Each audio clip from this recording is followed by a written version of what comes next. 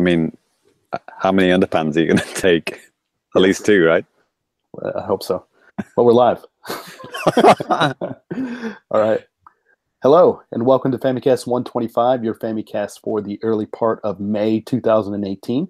I'm Danny, and today I'm joined by James Charlton. That is I. Good evening, Daniel Bivens. How are you? Daniel Johnson Bivens. I'm doing great. And Ty Sugart is here. Get her done. What's up, Ty? How you doing, man? Good. I'm doing good. Cool. Why we're talking to each other like we haven't seen each other in 12 years? Well, it's been a couple of weeks. Right? That's true. A lot's happened, right, Danny? Actually, yeah. Man, when I was putting together the agenda for like some of the news stuff, I was thinking like, oh man, some of this is a bit of a stretch. But then the news dropped today with Nintendo's online service, which you can bet your ass we're going to be getting to and talking about. And on top of that, so we really don't have anything to talk about then. Yeah, trust me, I know there's probably gonna be a couple of laughs, and that's fine. But per usual, we're gonna go ahead and start off with new business. Sad trombone. .gif. Yes. And Ty. Oh boy. Do you want to start off new business today? All right. This might go for a while. Okay, you've already spoiled what you were going to talk about and how you're going to do it. I did. Though before I get to you know what, I might throw out that I was playing a little Shovel Knight recently. Ooh. For a change. Still gotta get all those Spectre of Torment achievements. I've got all but one. I actually did the speedrun achievement and like the beat the game with no upgrades achievement at the same time. Wow. Who didn't do that? Yeah. Well, I mean, yeah, obviously going for the upgrades is a waste of time. Ergo. Go with the twofer. Yeah, hence. So Therefore, yeah. ergo. Vis-a-vis. Right, so I'm gonna knock out the last one probably right before King of Cards comes out, whenever that is. There's no release date for that? I don't know. Okay. Maybe. And that comes out on everything at the same time? I think so. Now that you mention it, like, okay, so Nintendo had like a month exclusivity on Spectre of Torment, right? Yes. That was because it was that like the 3-in-1 package thing, wasn't it? The complete collection or whatever it was called. Yeah, and like if you have that, you're gonna get King of Cards like for free. That's like included. What's weird is that my old dusty Wii U version is magically getting updated with all this stuff. Yeah, you also if you're an early adopter, you're grandfathered in and you get all this stuff too. Like I do too, like on Xbox. Yeah, I think I actually did boot it up just to see if it worked, and it did. And I was like, oh shit, yeah, I've got all this cool new content, and then turned off the Wii U again. Yeah. Spectral Torment is really cool and good. You might remember when I talked about it many months ago, but it rules. Every iteration of Shovel Knight rules. Awesome. Shovel Knight 64 has to happen. Yeah, right? Grant Cope soundtrack. Right. For some reason. Yeah. There was probably some other Nintendo related thing I played. I don't remember, but let me tell you about Far Cry 5. This has been some kind of religious experience for you, hasn't it? Yeah. Okay, so to recap, Far Cry 5 is literally partially or wholly based on the valley I grew up in. No, like the Ubisoft guys, they toured my fucking tiny ass hometown and the neighboring tiny ass hometowns. Wow. And then they put together this game where you go there and you shoot everyone there.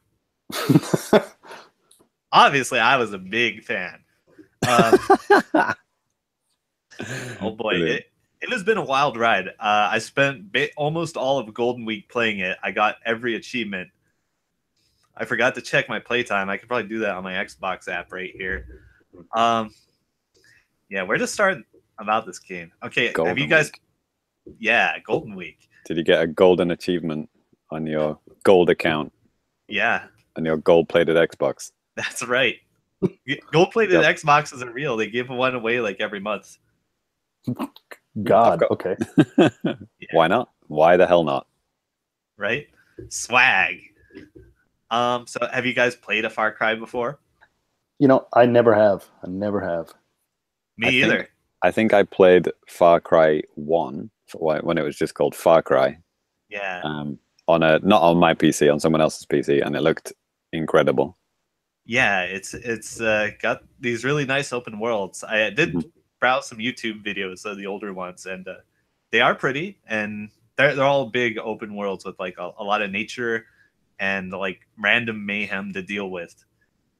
Wasn't there one on the Wii? Maybe, I don't know.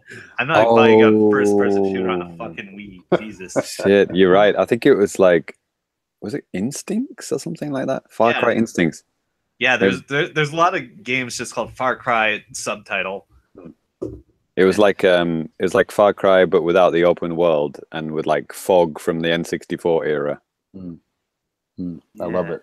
It might have been like a launch title or something. Near launch title for Wii. Yeah, it was pretty close. 2006, 7, something like that, I think. Yeah, awful game.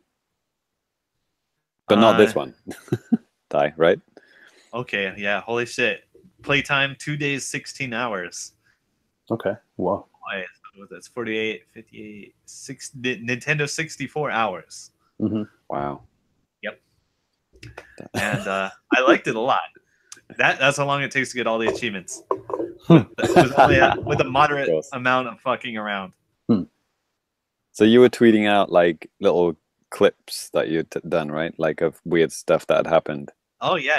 I well documented my adventure on Twitter, and I also did like a little mini review in like 10 tweets. Yeah, I saw that. Yeah. Right. So yeah, when I'm playing the game, like I spent so much time like doing double takes at just how the environment looks, because it looks like Montana. It looks like out in the pine forest or the weed filled fields, and the fucking bear charging you. It's all. For a second, I thought you said the weeb filled fields. Whoa. Whoa. Well, Ty is playing it. Oh well, yeah, there it is. Damn. Heyo. No, but when you say weed, you mean like marijuana? No, I mean like okay. Just, that's Far Cry 3, right? Yeah. That had the weed field. Rubbery and tall grass. Yeah, I don't know what to tell you. It's beautiful. It looks like Montana. So did you say that some of the places were straight up lifted from reality, like they were exactly like reality? I remember. So I checked out some developer videos, and they talked about one thing they did is they were basically scanning like 3D objects from the environment, where they'd set up like a series of cameras, and they were using this fancy software to create 3D models based on photos from multiple angles. So there's like a lot of real ass. The trees are literally real. Wow. Digitized. Guest appearance. In your face, Peter Molyneux. Yeah. Apparently there's one hidden in the game with somebody's like initials carved into it. I never found it.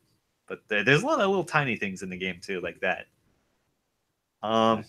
TS loves DB or something. Sure, whatever.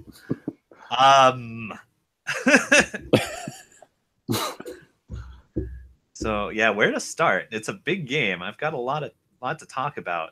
You play as a cop. Yeah, as a federal law enforcement officer, a rookie federal law enforcement officer. You're a cap. You sound like a cap. Yeah, a cap. Although your character never talks except when he like gets a fish. You can go fishing in this game, and he goes like, "Yeah," woo! And that's like the only time. Okay. It was kind of jarring. Like, what?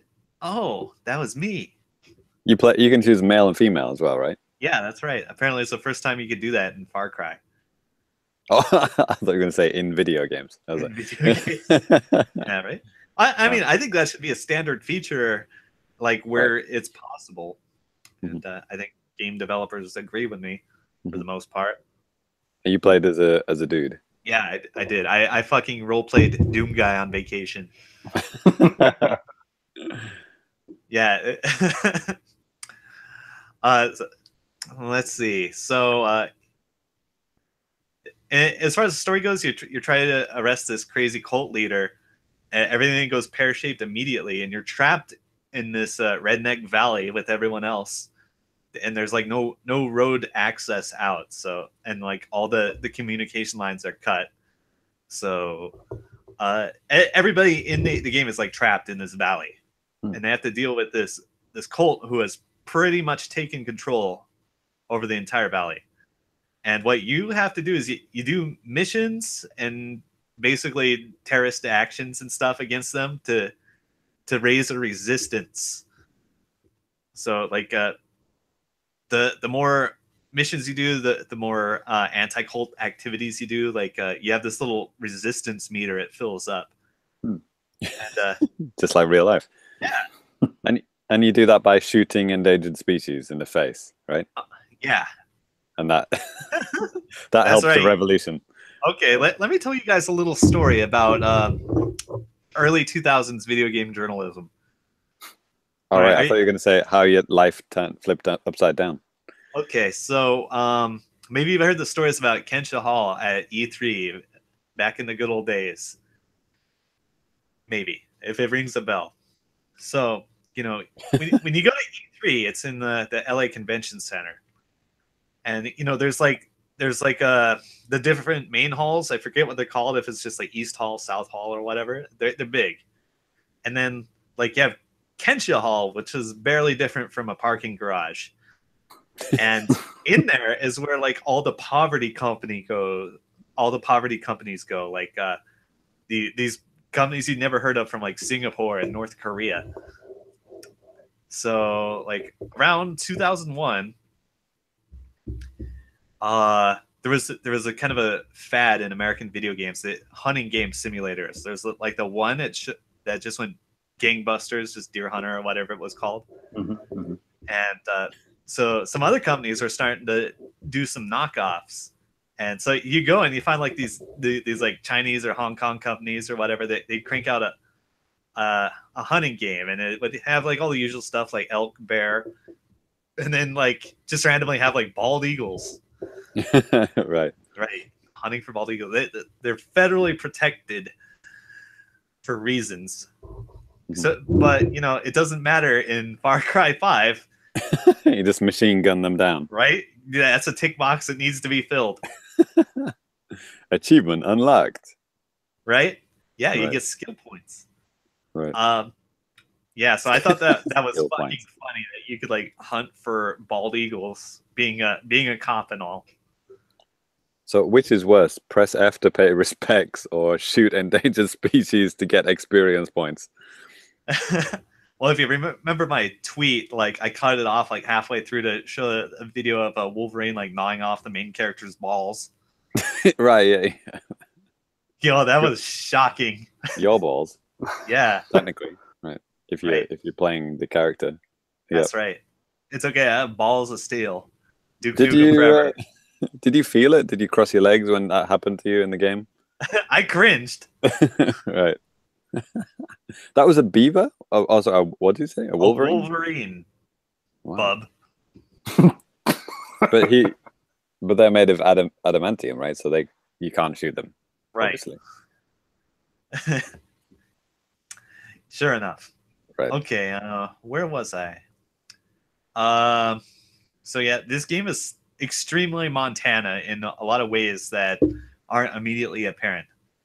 So there's like, I tweeted about this too. There's some absolutely bizarre stuff like the Testicle Festival. We have those in Illinois, where I'm from. Do too. you? Yeah, Yes. That's a real thing. Where it's a festival centered around eating the fried balls of bulls.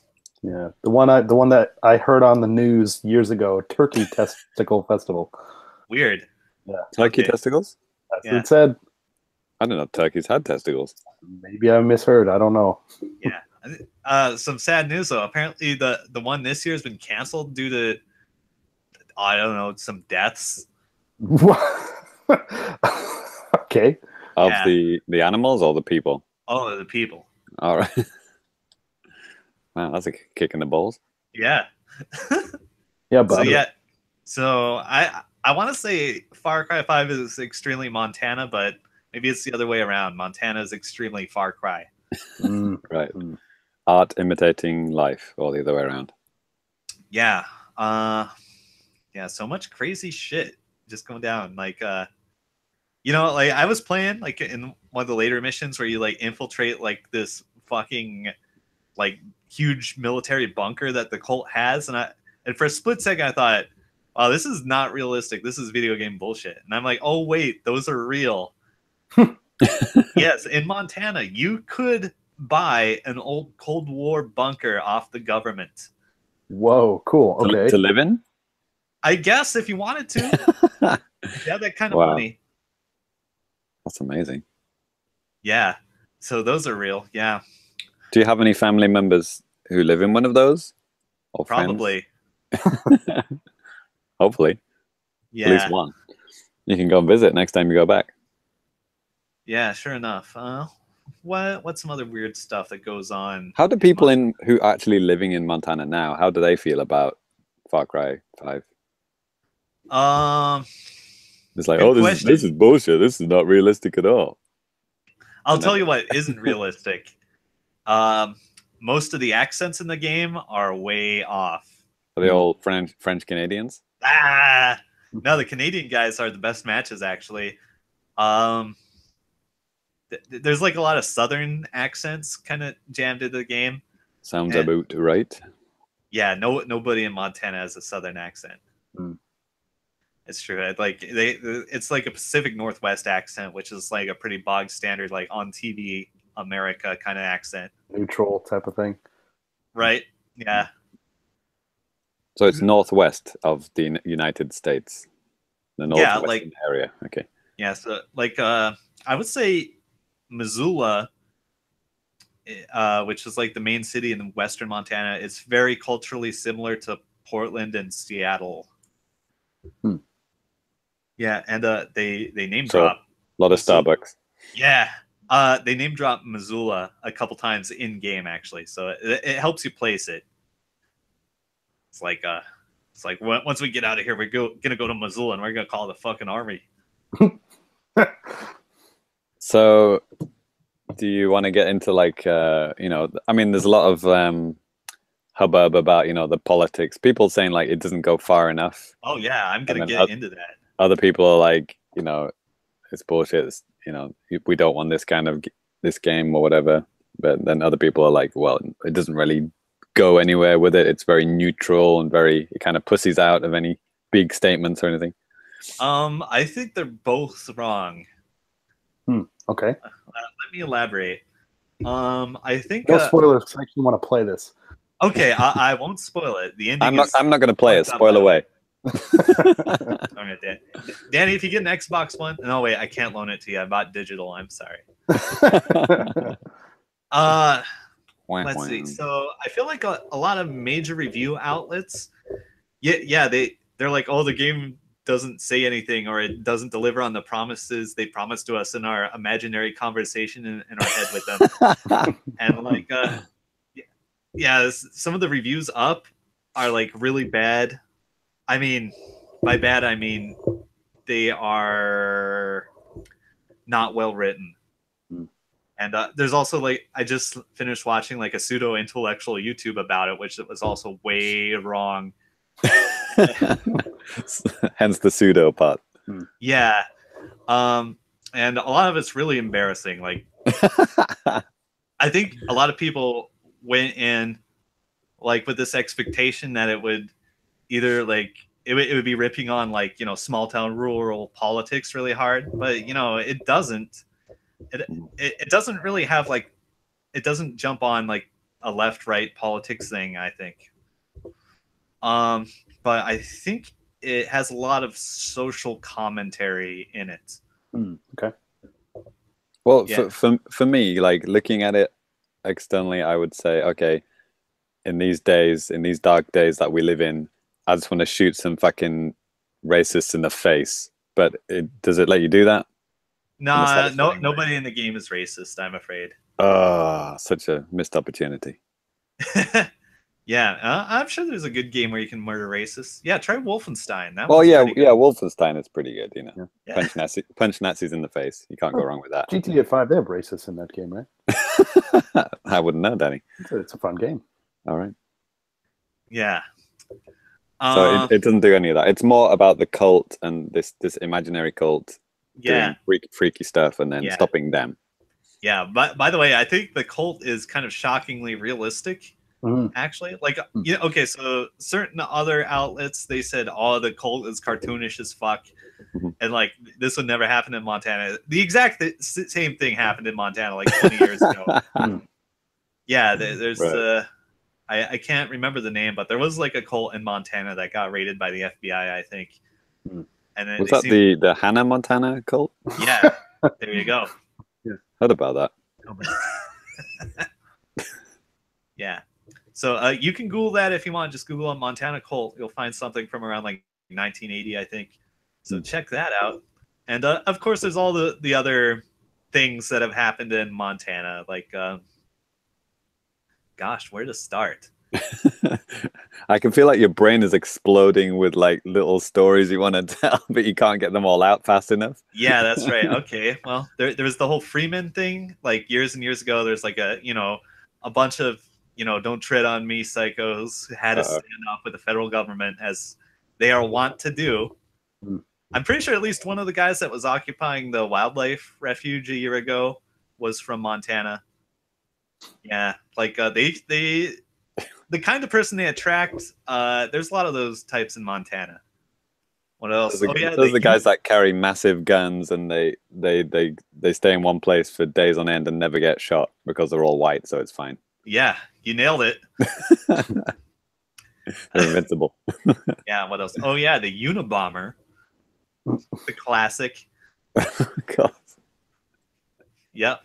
So the game director, I believe it was, he had a really choice quote in an interview. He said, like, the big observation he had about Montana is it's the place people go to be left alone. Oh. Yeah. Okay, yeah. Libertarians. Right. In a word, yeah. Or, yeah. People who don't want to be found because they're... Because the aliens. Yeah, because of aliens. There's one of those guys in the game. Sweet. That's literally ambition. You go, like, hunting for alien bullshit for some idiot. That's awesome. Hey, hello, I boys. might be that idiot one of these days. I'm back. Yeah. So, like, those things are, I feel that they're either subtly or very directly referenced in Far Cry 5. And, like, if you don't know all this stuff, like, it'll just fly right by you. Wow. But, like, yeah, you should assume everything in Far Cry 5, like, actually happened until you're proven otherwise. And this was entirely made by French-Canadian people. Yeah. Well, that's amazing. Well, I'm sure they had lots of, various... Yeah, like I said, I looked at like a lot of developer interviews and stuff. Like I feel like the main guy was American or Canadian. Well, not very French. Okay. But there were a lot of super French dudes too. I heard about them because they came down the valley and word gets around. What else? So how many Wolverine testicles out of 10 do you give this game? Yeah, I would give this game a 9 out of 10. It's super good. 9 testicles out of 10? Cool. Yeah. I really liked I like the villains in this game. They're great. Yeah, they seem to do villains quite well in the Far Cry series from what I hear. Oh yeah, yeah. And these guys are top notch, and I believe that all of them were from Montana. Wow. I checked on the voice actors, they're mostly Canadian, but yeah, so let's see, there's the main guy. God, what's his name? Something Seed? Jacob Seed? No, Jacob Seed is one of the brothers. So it's the main guy. They just call him the father. He's like a cult leader who, despite what Ubisoft may say, he seems very directly based on a real life crazy cult leader. Can't place the name. Dude with the glasses. You're free to leave at any time. Yeah, exactly. And he basically has like 3 lieutenants which are like his family members, and they control different parts of the valley. So you have like a different resistance in each part of the valley, and they're wild, and like it helps keep the regions of the valley from being too samey. So I think each one kind of has a different flavor to it, if you know what I mean. Mhm. Like, okay, you have the one guy, John Seed. He's kind of like a psychotic Baptist, sadistic guy. A lot of fun torture scenes. Okay. And that one definitely focuses on like a small town that's in that part. Mhm. Yeah, so that was fun. One of them's like a kind of drug area, isn't it? There's some kind of Yeah. like psychotic drug that makes them turn into zombies or something. Yeah. Because video games. That was my favorite one though. Yeah, that's Face Seed. And you go on a lot of fucking drug trips in that part, just like real life Montana. We have a comment from the chat from our good buddy Chris. He said, "I went to vacation in Montana just to play Far Cry 5 for the full experience." Yeah, I'd recommend it. It's a great vacation spot. Check out the local breweries. Go fishing. Go skiing. Go shooting. Yeah, so that part's fun. No meth though. That would have been real. Too real. Yeah, a little too real. And then in the northern part of the valley, it's that's where the most libertarian guy is. Hunt or be hunted. Okay.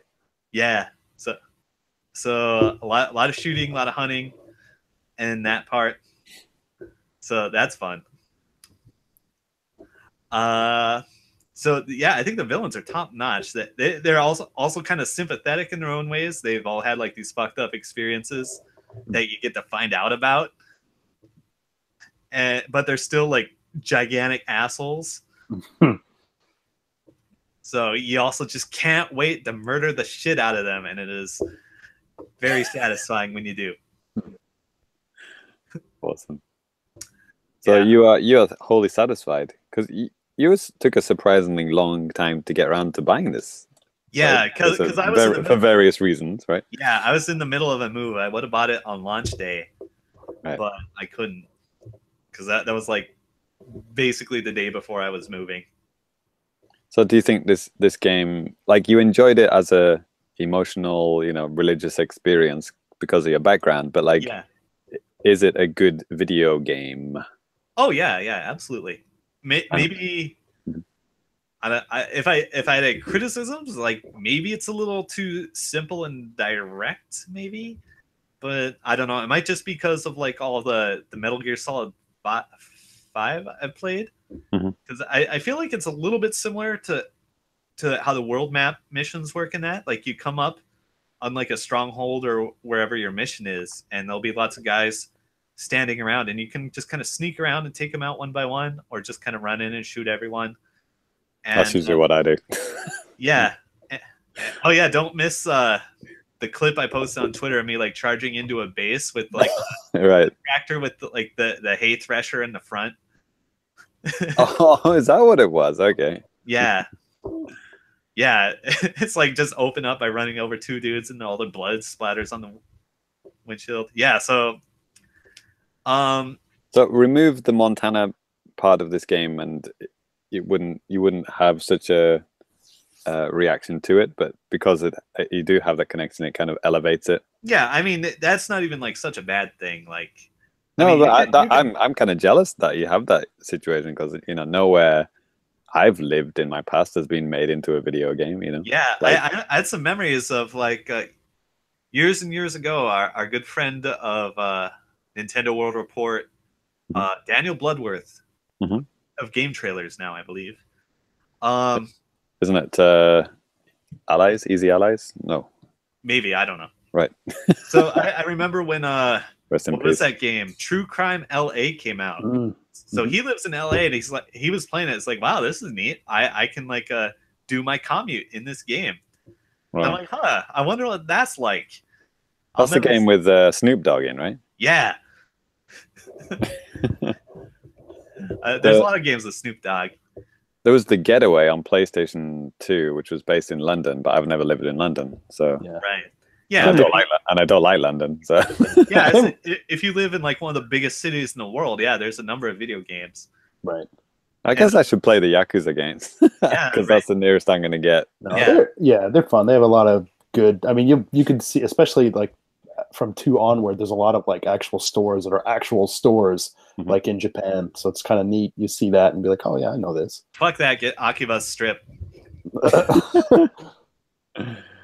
So yeah, like I always kind of wondered, like, what if they made a game about my part of Redneck, Montana? They'll never do that, and they fucking did.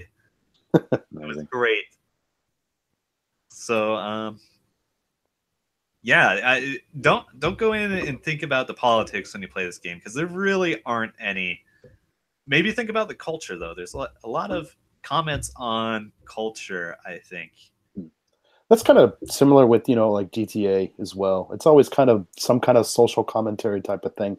It's Yeah. never really like directly in your face, but especially what I especially liked about 5 is because there's like these 3 different guys from these really different types of backgrounds, and you just get to see all of the type of crap that they go through. Sometimes self-inflicted, sometimes not. Yeah, I thought GTA 4 especially had like some amazing cultural commentary. Yeah, I think it had a really heavy message actually. Yeah.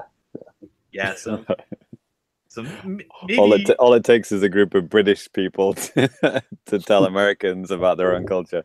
Or Right. in this case, French Canadians. yeah. You're welcome. So like maybe Far Cry 5 didn't do it as well as like GTA 4 or whatever, but it's still good. It's still solid, and I'm eagerly waiting some DLC for it. Mm. And there's an amazing like map editor or something, isn't there? Oh yeah, yeah. Game editor or game mode editor or something. Yeah. Okay, you can make your own maps and you can adjust all the rules and shit, and just like send it to the clown. And What? it gets put in the multiplayer rotation. Huh. So when you play multiplayer, it just throws you in this lobby, and then like some players they get to choose maps, and then everybody votes for the map. So like a lot. So there's a fair amount that came from Ubisoft, and then there's like a lot of custom ones. And of course, people made a PUBG mode within like a couple of hours, right? Yeah, I think the number of players is capped at like 16 or something. Okay. Oh, okay, not quite PUBG then. Yeah, like it's like mostly if you just get in, it's gonna be like team deathmatch. But you might have some zany rules within that team deathmatch. There's an amazing one I played, where it's just like a rectangular arena. It looks like a dodgeball court. There's a big gap in the middle, so you can't cross over. And all you do is you throw shovels at the other team. I was going to say you're going to throw wrenches at each other or something. Pretty close. I don't think wrenches are in the game, but you throw shovels. That's cool. If you can dodge a wrench, you can dodge a ball. Yeah, so that one was really fun. I thought it was very creative. Yeah, so there's a lot of fun maps, and there's actually like a mode where it has you go and play custom maps and that are new and not very and don't have many ratings yet, and it gives you double XP for playing those. So you just get in there and rate them. That's cool. That's an idea worth stealing for other games. And if you don't like multiplayer, there's a lot of single player custom maps. So check that out. Yeah, people have set up some interesting challenges. That's cool. Yeah, so it's a cool mode. Am I forgetting anything about Far Cry 5? Probably. Yeah. I should have been reviewing my own tweets. I did do a lot of tweets. Great job. About Redneck Rampage. Far Cry 5. I like the title swap. Did you do that? Yeah, I did. That was very well done. I like that. Yeah, did you like the GIF animation of the guy chasing the pheasant or the quail or whatever it was? No, I missed that one. You spend a lot of time like shooting at animals, and then you wound them, and you have to go chasing after them because they actually run away. Oh, okay. And then there's a random explosion. Yeah, Montana. one of the things they designed this game to do was have random funny stuff happen. Like you'll be doing a mission or whatever, and then some like wild animals will just show up, like bears, mountain lions, Awesome. skunks, Skunks. Nice. wild turkeys. Mhm. Oh, I saw some of your videos, I think, of the wild turkeys. Those things are brutal. Yeah, yeah, jackalopes. Not since the South Park game on N64 have we seen such wild turkeys. Yeah. So Good story. Good game. Awesome. Yeah. Cool. Next. Ask me anything about Montana. All right. Just keep that in mind for later. All right. Cool. It's 100% real as presented in Far Cry 5. Well, I'll go ahead and continue on with new business because I have a game that's, I would say, somewhat related. Mainly just kind of in, not even What? theme. Maybe just the title. Yeah, well, in the show notes, Far Cry 4. Yeah, tell us the name of the game. So this game is called Immortal Redneck. Right. On Nintendo Switch. Right. You wrote that you played it on Switch, and I wrote that I played it in real life. Yes, you did. I can't take that away from you. Yeah. So yeah, this is a game that we got for review. So I've been playing it. I'll have the review up here in maybe a couple of days. If you're listening to the audio version of this, it'll already be live. If you're watching us live, just wait a day or two, and then I think it's going to be up, so you'll have my final thoughts on it. But I'll just kind of give you guys a brief overview about what this is. So this is a first-person arcadey roguelite game. Oh, sounds fun. Yeah, it's fun. I mean, the speed of the controls, it's really quick. This sounds like my kind of game. I'm gonna check this out. Yeah, and it's on everything. It's on Xbone, it's on PS4, Steam, all sorts of stuff, and coming to Switch this week. So it reminds me of is it Serious Sam? Yeah. That's what a lot of people were kind of comparing it to, and I never played Serious Sam, so I can't really comment from like actual experience, but from what I hear, it's like that. It's kind of like that. I mean, okay, the whole start of the game is basically this redneck goes out on goes from Kansas all the way to Egypt on a vacation, and as he's riding around his dune buggy in the desert, he flips and basically dies, and then like some weird Egyptian monster gods capture him and make him basically a mummy. Mm-hmm. And when he wakes up, he's just kind of like, hey, what the hell? Who the hell did this to me? I'm going to go kill everybody. And you just happen to be in like a little valley with 3 pyramids. I'm assuming the Valley of Kings? Sure, whatever. The pyramids? The pyramids, I guess. But he's there, and there's like these little lit up roads that just go right into it. So it's like, there you go. So yeah, with this game being a roguelike type of an experience, I mean, you're going to die. You're going to die a lot, especially at the very beginning. You start out with playing as just a redneck, and you have like 3 guns, like a pistol, a shotgun, and you have dynamite. So, oh boy, yeah, and you're going through like these pyramids. Basically, you're trying to get up higher and higher and higher, so you can reach like bosses, and then eventually clear it.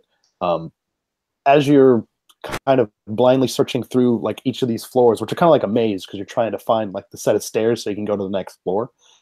Every room that you enter, you get like locked in, and then you have to defeat all the enemies in the room.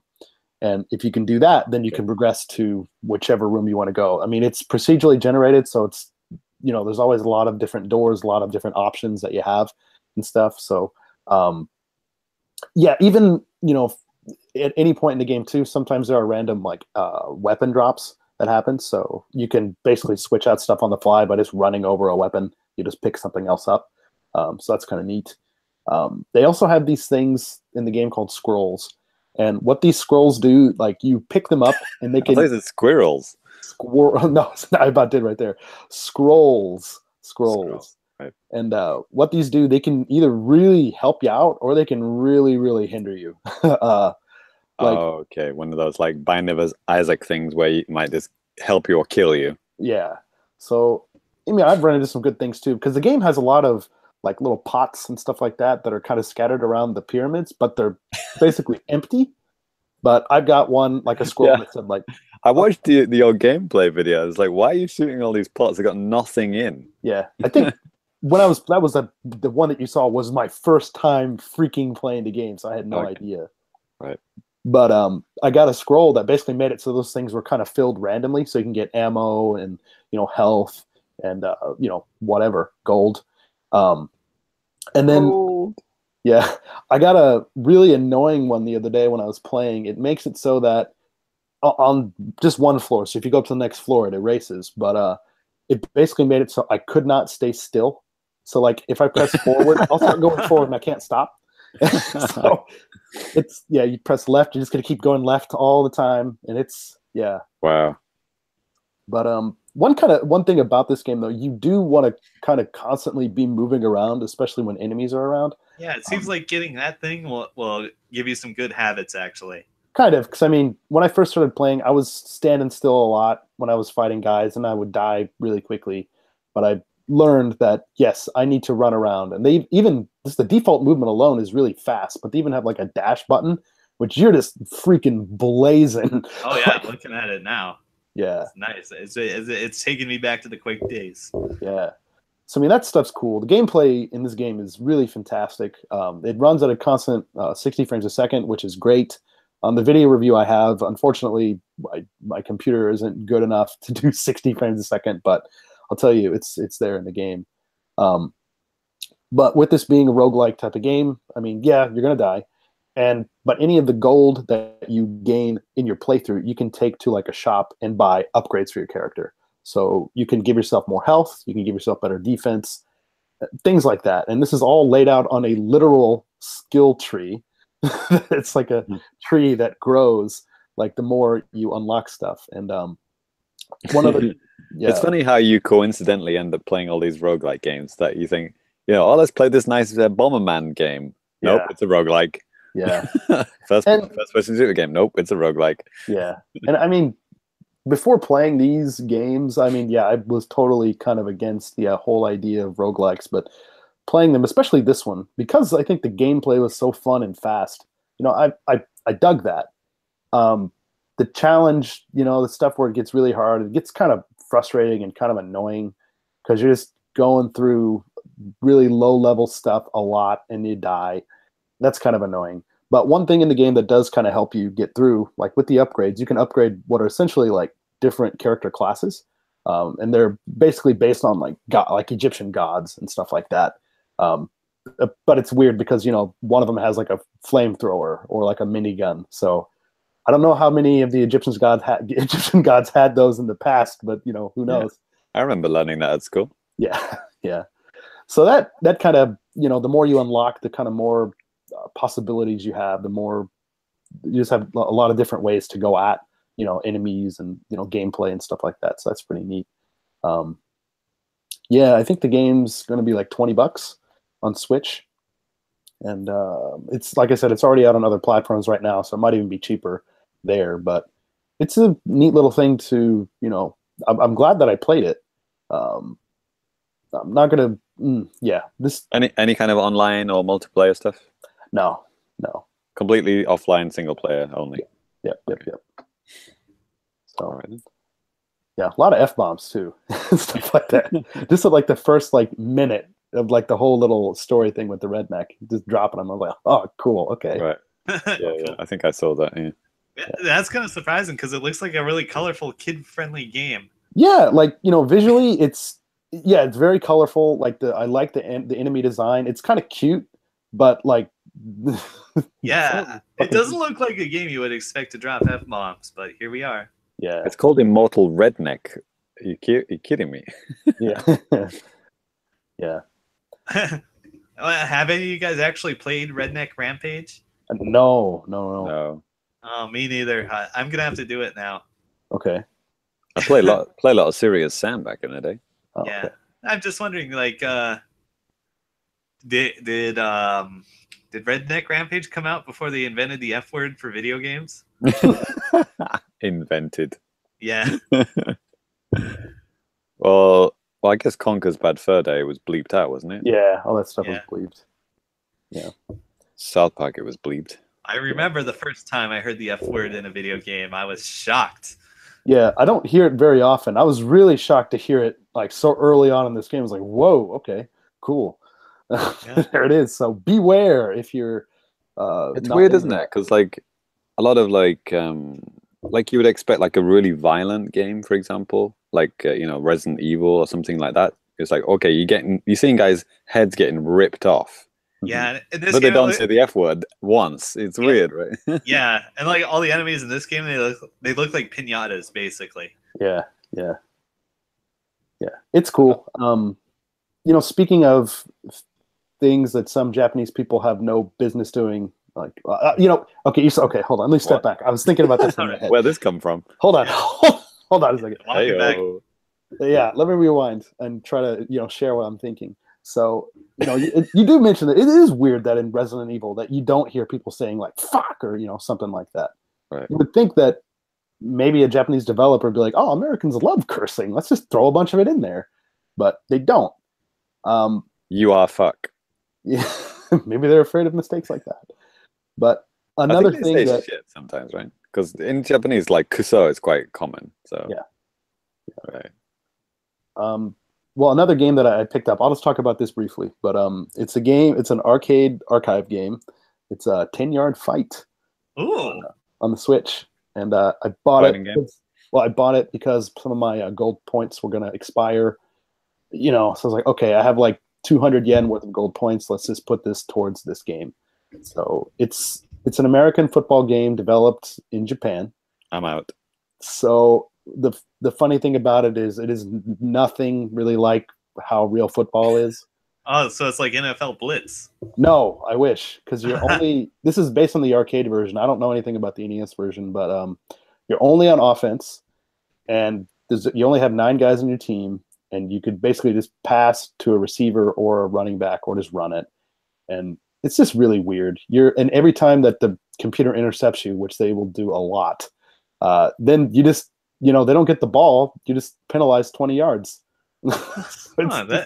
That's really interesting. Because like playing offense is the fun part of football, right? That's true. But I mean, this game, kind of a crazy take on it.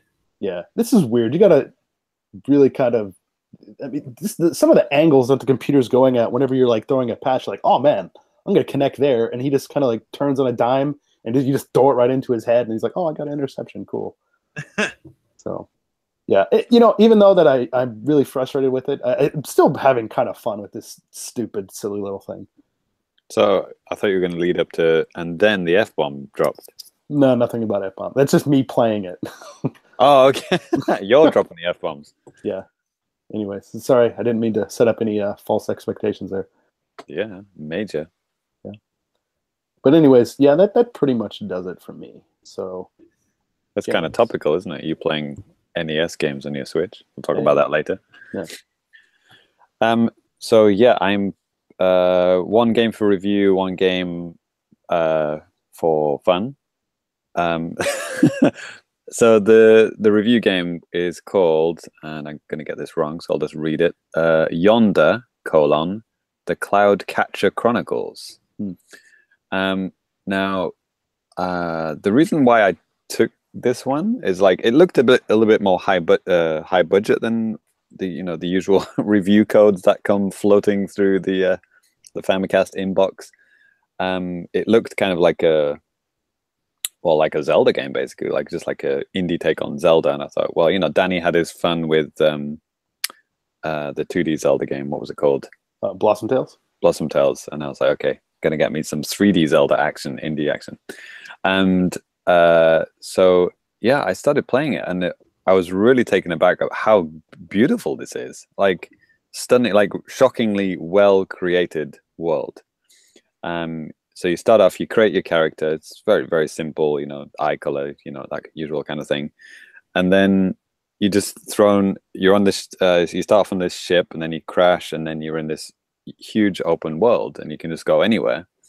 And it's got a day and night cycle, and there's like all these wild animals, and there's like beautiful lighting, like there's like beaches with like these little lanterns like lighting up the side of the beach. It's like it's really, really beautiful, and it's like atmospheric music and everything. And it was just, I was just so taken aback at how well it was made. And I was like, okay, I'm surprised like how it's all holding together. You know, this is like, it's an indie game, so it's like a small team, but like, you know, you usually start to see the cracks, you know, things are not working quite well, or there's bugs or whatever. And there was none of it. It was like, it was really functioning very well. And, you know, maybe the writing isn't that good, but, you know, like, you know, whatever. The characters are not that detailed. They're very simple, you know, almost like think me's basically. Like a third party take on a me, you know, that's basically what people look like. So I was going around and I was like, you know, picking up objects, and like you can trade them at shops. So you can like, you know, pick up like the stones and twigs and rocks everywhere, flowers and everything. You pick them all up, you go to a shop, and if you want to buy something like some food or an item, you just trade. So like each rock is worth like 1 coin. You can just trade 10 rocks, and then you can get, you know, whatever you want, some bread, which is worth 10. You know, it's all like a bartering based system. So I thought that was really interesting. You're not picking up money from the floor. You're not getting rupees or coins or whatever. It's like, it's all based around stuff you pick up. So I thought that was really cool. And then, so you basically, your mission is to find these fairies hidden around the world. And these fairies follow you around, kind of like a Navi, you know, from Zelda. But there's a whole bunch of them. I think it's like maybe 20 fairies in the whole world.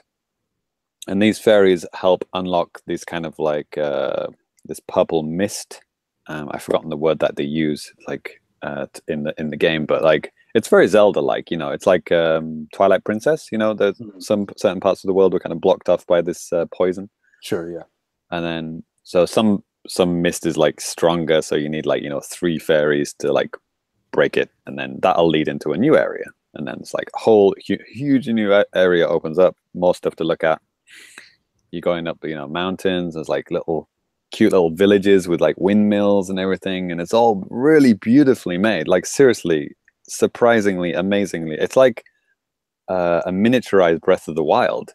It's like a chibi-fied like Breath of the Wild, basically. You know, obviously Breath of the Wild is, you know, 100 times larger, the map, but like, you know, Breath of the Wild is almost too big, to be honest. Like, you know, you can't even get across. You know, it takes you like a whole normal day to get from one side to the other if you walk it. You know, this one, it's fucking ridiculous. This game doesn't have fast travel, but you know, you don't need it because, you know, it's not as big. But you know, but because of that, you know, it takes you the same amount of time maybe to cross the whole world, but you can't fast travel, right? But anyway, so I was playing this game for a good hour or so, and I was really enjoying it. I was like, this is fun. I'm like finding secrets, getting new items, I'm buying stuff from shops, I'm talking to people, I'm making friends. And I was like, I haven't died once. And I was like, this is weird. I was like, wait a minute. Not only that, I don't have any weapons yet. I was like, okay, I should go to the shop and look for some weapons or something. But then before I did that, I was like, wait a minute, have I actually seen an enemy yet? I was like, I haven't seen an enemy. There was a pig, and I gave him some food, and then little hearts went over his head, and then he liked me, and he was my friend. Yeah, and I think it was a cow and a rabbit and something. I was like, okay, so maybe I don't need weapons. Check the shop, there's no weapons. So I was like, okay. Then I realized this game is totally different from what I was thinking it was. This is not a Zelda game at all. This is Animal Crossing. And it was like, I didn't really realize what this game was until I've been playing for like an hour. Yeah, this is, it's not like an endless game like Animal Crossing. Well, I guess Animal Crossing does have an end, technically, you know, once you get, you collect everything, I don't know. But it's kind of like one of those games. So would you say that it might be kind of like what, I don't know, this is kind of a buzzword. It's kind of like a walking simulator type of thing, maybe? Not quite. Well, it does have a story, I guess. Yeah, it does have a story and there's characters to talk to. But, you know, walking simulator is a lot more focused, I would say, in a lot smaller area. Okay. That's my impression of a walking simulator anyway. I don't think I've actually played a walking simulator, to be honest. I'm not really attracted to them, but I do have Gone Home actually installed on my computer, and I've never played it. Oh yeah, you should play that. I should actually, yeah. And you know how I feel about games where you don't kill 100 people? Yeah. I think that's why, I don't know, maybe it was free on Steam or something. It was free at some point. They just like gave it away on the developer's website or something. And I think probably you told me about it. You told me it was free, Ty, and I was like, okay, and I installed it, and then it's on my Steam. On my Steam library and never played it. But anyway, I'll get around to that. But yeah, it's not one of those games. I think it's Animal Crossing is a better correlation, I think. I think there are like RPGs where you kind of do farming and other stuff as well, right? Or you befriend people. So yeah, Harvest Moon or another one of those games would be another good comparison, I guess. Or Stardew, not Stardew Valley, because Stardew Valley is very much farming. And this one, right? Well, I mean, yes, but I mean, there's a lot of stuff you can do. You don't have to just limit yourself to just farming in it. Yeah, this is there's no like stamina. You're not like I said, you literally cannot die in this game. So yeah, I think Animal Crossing is probably the best comparison. But it's like Animal Crossing, but in a Zelda world. So maybe I think this game is perfect for like little kids. Like obviously, Breath of the Wild, you're gonna get fucking murked within 2 minutes in Breath of the Wild. It's not fun for a small child to play a Breath of the Wild. But I think this is a really good introduction to like a big open world game, but just in a completely gentle, pleasurable environment. You're just talking to people, you're making friends, you're petting pigs, and you're making a windmill move so you can make bread. It's kind of like this huge breathing world, but you can't die. So you fall in the water and you just appear. It's like Zelda, except in Zelda you fall in a hole and then you lose 2 hearts, right? Or whatever. But this one you fall in the hole and then you just appear back where you fell from, but nothing's happened. You still got all your items and everything's still there. So yeah, this is going to be really hard for me to review because like I'm reviewing it as I see it. Like I need an end game. I guess I do need combat in a game on some level. Like I don't like Animal Crossing games. The reason why I don't like them is because they feel kind of endless and kind of chore based. You're making you do things repeatedly. I think to say it feels like it is an understatement. Oh, you're looking at videos of it now? No, I was thinking about Animal Crossing. But yeah. But so yeah, and there are like little farm that you can unlock. Each area of the map has a farm that you can buy, or I don't think you even buy. I think you just go to it and then it unlocks or something. I can't remember how. I think I've unlocked like 2 farms, and then if you get seeds, then you can plant them, and then you can hire people to take care of your land, and then they'll help grow your plants, and you can come back and then collect what they made and stuff. Wow, like so you didn't have to even do the hard work there. Okay. I think initially you do, but then you could. I haven't unlocked a farm hand yet. Okay. I believe you can do that. So yeah, it's like it's almost like a different mode. It's like another game that I played recently, the Dragon Quest game. Do you remember me talking about the demo? Yeah, Dragon Quest Builders. It's more similar to that as well. Actually, the farming section is like that. It kind of goes to a top-down view, and then you can kind of place blocks, like almost like Tetris style, like put them in this kind of grid, and then when you leave the area, it goes back to regular camera. So yeah, it's kind of like that. So I guess your ultimate goal is to get rid of all the poisonous, gas from the whole world and find all the fairies. And then after that, I'm not sure. Just, I don't know, make a good farm and, enjoy yourself or something. I don't know, really know. But I had a really good time playing it. But then I thought, this is not really... I'm not going to play it much more, if you know what I mean. It's like I enjoyed the couple of hours I played it, but like, yeah, that's kind of enough because I know that this game isn't going to go anywhere for me. You know, it's a game that I would, you know, maybe my son would like, and it would be, I would feel safe him playing it, you know, because he's not gonna like come crying to me that some fucking giant bokoblin has stabbed him in the face, you know, for the 50th time. That's not going to happen in this game. That's so after you get the 9th farm. Right, yeah.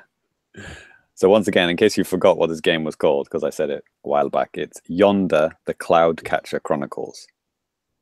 Okay, and at the time of recording, I don't believe it's out yet on Switch. It's coming out. Yeah, it's yeah, we can't publish any videos until we've got an embargo.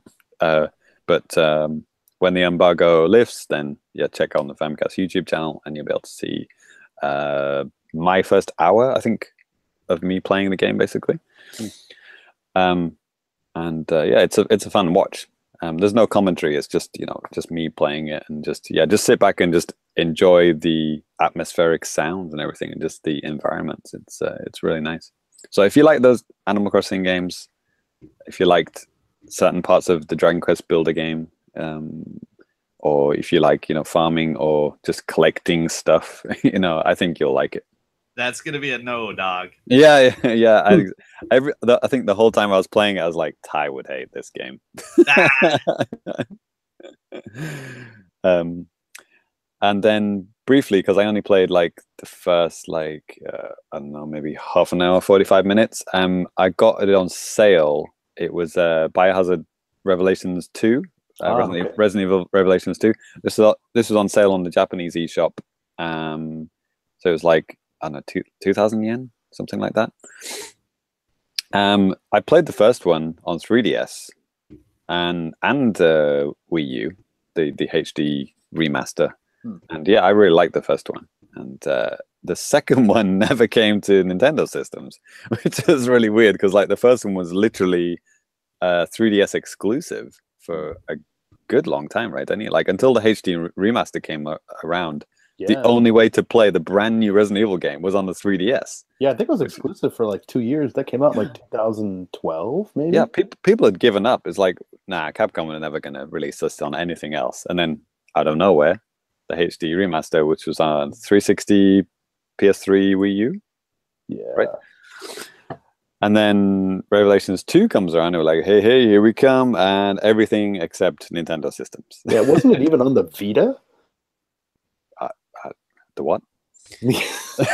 But like, this was the time when, you know, the Wii U was obviously dead in the water, so they're not going to release a brand new, you know, Resident Evil game on that, right? So it completely skipped it, and I had just given up on any idea of ever playing this game. And then it came to Switch, so it's awesome, and you can now buy the games individually as well.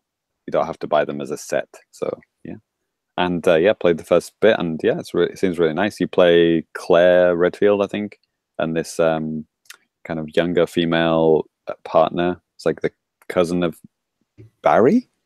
Was it the sister of Barry? From like, you know. I mean, I played the demo at TGS last year. It sounds about right. Yeah, I think it's related to Barry anyway, and there's some jokes around about that as well. It's quite a nice nod to the original Resident Evil game, but it's based in like a not a mental asylum, prison of some. Yeah. I think it's a prison of some kind, and yeah, there's some fun jump scares and stuff like that. The zombies are kind of like regular ass zombies again, not those fucking liquidy, whatever they fucking were, those water based ones that are in Revelations. They're kind of regular zombies. So it's nice to go back to that. So yeah, I think it's like a episodic type thing, isn't it, or something? Yeah, like that. When they released it initially, yeah, it was. Yeah. So yeah, looking forward to delving in that. I like the Resident Evils, so yeah, looking forward to it. Yeah, I'll talk more about that. Well, I don't know when I can get to talk about it, because next episode we're going to be probably talking about Bit Summit games, but maybe the one after that. Hopefully I've put a lot more time into it by then. Cool. Right then. All done. Right. Sweet. So that's going to do it for new business. We're going to go ahead and move on to some now playing at Famicast.com before we get into the news. So here we go. All right, now playing at thefamicast.com. Damn. Damn. We got a whole hell of a lot of stuff. And James, I wanted to kick it off with kind of the biggest thing that if you've been paying attention to the website or Patreon or anything that we do online, you probably already know this. But James, how about you spill the beans? That's right. I'm quitting. No,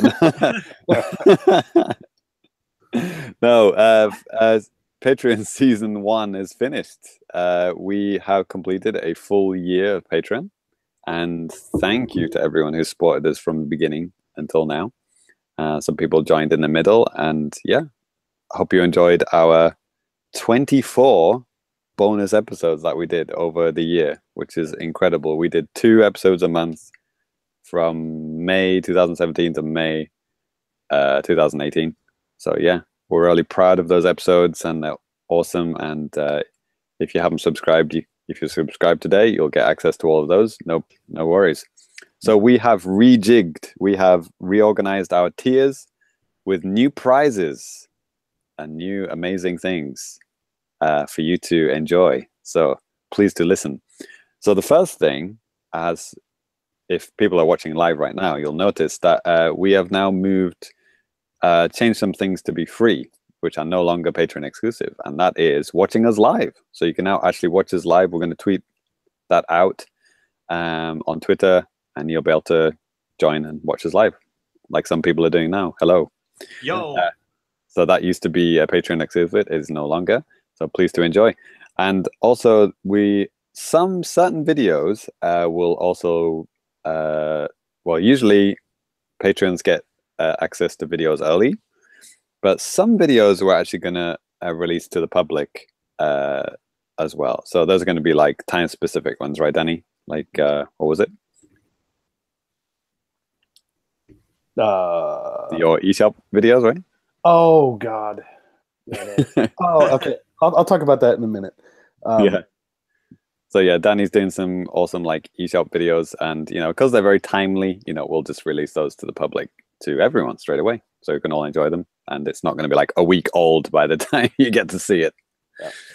Yeah. So if there's some like very timely video, they might be available to everyone. So yeah, check out. Make sure you're on the YouTubes. Right then. So tier 1, Family Friend, $1. Not much has changed with this one. You get to be our friend, get a mention on the show. And you can just see it as, you just want to help us out, basically. Just $1 a month will, help us accumulate money to go towards things like events, equipment, stuff like that. And we love you if you do that. And also you get access to all the video reviews and streams that we do, gameplay videos, retro videos. As soon as we put them onto YouTube, you will get to see them immediately. Everyone else will have to wait till Famicast Friday, right? Yeah. So yeah, if you want to get early access to all our videos, $1 will get it. And next one, the second tier. This has changed. Second tier is the $3 tier. We deleted the $2 tier because no one subscribed to that one at all. So we completely deleted that one. So tier 2 is $3, and that gets you the Patreon exclusive podcast and a Patreon exclusive video. So we've actually replaced we're only doing one exclusive audio show a month, and one exclusive video a month. So the exclusive video has replaced the second audio show. So we did this because, obviously we're a small team, and it was kind of like too much to have like 2 audio shows and the streams and all the video reviews and everything else that we're doing. It was kind of like getting too much. So we're just trying to like focus our efforts the best we can. So yeah, we hope you enjoy those exclusive videos that you're going to get. And yeah, and there'll be an exclusive Patreon stream as well. So yeah, check out that. Next one, going into the big boy tiers now. So for $10, we are going to give away some physical prizes. Now, this is very exciting. We haven't done this before. So for $10, you get everything we mentioned before, and you get a postcard, exclusive Famicast postcard sent to you in person, wherever you may live. from Japan. So yeah, that is pretty cool. And yeah, we'll write you a nice message on that and send that to you. And not only that, for $10, you will also get to play and stream a game of your choice with one of us guys. You can choose who you want, what game you want. It can be anything. It doesn't have to be a Nintendo game. If you choose Ty, for example. you might get dunked on. You want to get dunked on by Ty. Yeah, and that stream will be, you're captured and put on our YouTube channel. So yeah, that will be awesome. So yeah, that's the super get, the $10 tier. Yeah, and also we're gonna throw you guys a bone. If you donated a lot of money to us over the year, if you're a season 1 patron, you're gonna get access to some bonus stuff just for being a long time contributor. So don't worry about that. That's right. Next big boy tier is Hyperget, $20. Now, this will get you a show. You'll be on one of the shows with us. And if you've already donated $20 or more, you will also be eligible. So if you've been like a small contributor, like $3 contributor, but you've accumulated $20, good news. You are now going to be eligible for that. That used to be like a kind of a big tier, like a $30 tier thing. So yeah. So please to enjoy. We're going to be contacting you if you're eligible, and we'll try and fit you in the schedule whenever we can. So yeah, look forward to that. Now we're going on to the super big boy tiers. Ultra Get, $30 tier. Now this is exciting. Physical goods, people. You can get a Famicast t-shirt. Holy shit, Danny is modeling one for us right now. Yeah, I'm wearing a Famicast t-shirt right now, and if you're watching the video, you can see that. Also, another hi to Chris. He said hi in the chat here. Hey, yeah, Chris. Famicast t-shirts, this can be yours right now. Well, actually, yeah, James, how does... anyways, whatever. Yes, keep going. On the back, it's actually a double-sided t-shirt. It's on the front and the back. Mm-hmm. So yeah, that's in case you're not watching the video version. That's the Famicast, the mic logo with the title on the top, stuff like that. Thank you, Cyrus. Thank you, Cyrus. Exactly. Yeah. So yeah, that's if you're the $30 tier, you get one of those, and if you've accumulated $30 over the past year, you will be automatically entered into a monthly draw. So every month, we're going to choose whoever's contributed $30 or more, and you will be the winner of one of those t-shirts. So yeah, look forward to that. And yeah, don't worry, we've got all that data, so we know exactly how much, who is contributed and everything. So yeah, and we'll announce the winners, every month. So yeah, look forward to that. And then finally, the biggest tier, because there's always people who want to give us a lot of money, and we'll let you do that. Ooh. If you want to. This is the Famicast producer tier. This is the top tier, $50 tier. So with this one, this is pretty special. You can work with us to produce a one-off spin-off show of your design. So we'll work with you. We'll choose a topic. We'll choose a name. Ooh. We'll make the artwork for you. So it'll be Famicast : and then whatever you want. Okay. Make it something really obscene and edgy, please. So if you think there's a topic that we haven't covered, and you think, hey, you guys should make a podcast about blank, you can do that, and you're welcome to it. And then that will be shared on our feed. I guess we're gonna have to have a little asterisk on that one, right? I'm having this image of just the worst possible slurs and just stuff like that.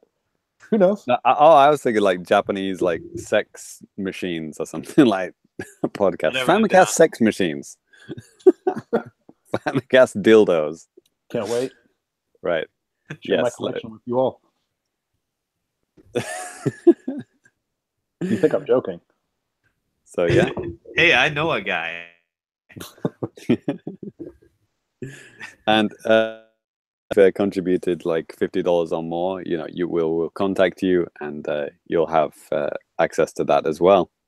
Okay. Obviously, we'll have to do them in certain order because, you know, we'll contact you about those things. Okay. So yeah, please to enjoy. I would recommend at least a $3 tier. That would get you some cool stuff. But if you want the postcard, go for the $10 one. Why the hell not? If you want a T-shirt, $30. Get all that postcard and a T-shirt. Jesus, yeah. Why the hell not?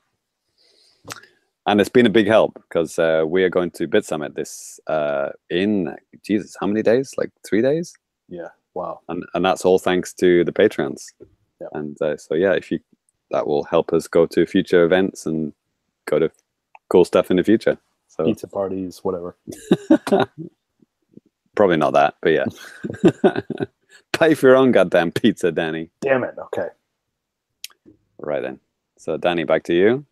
Yeah, so in terms of content going up on the Famicast.com, YouTube, all that type of stuff, I mean, my God, there's been a lot of stuff over the past couple of weeks.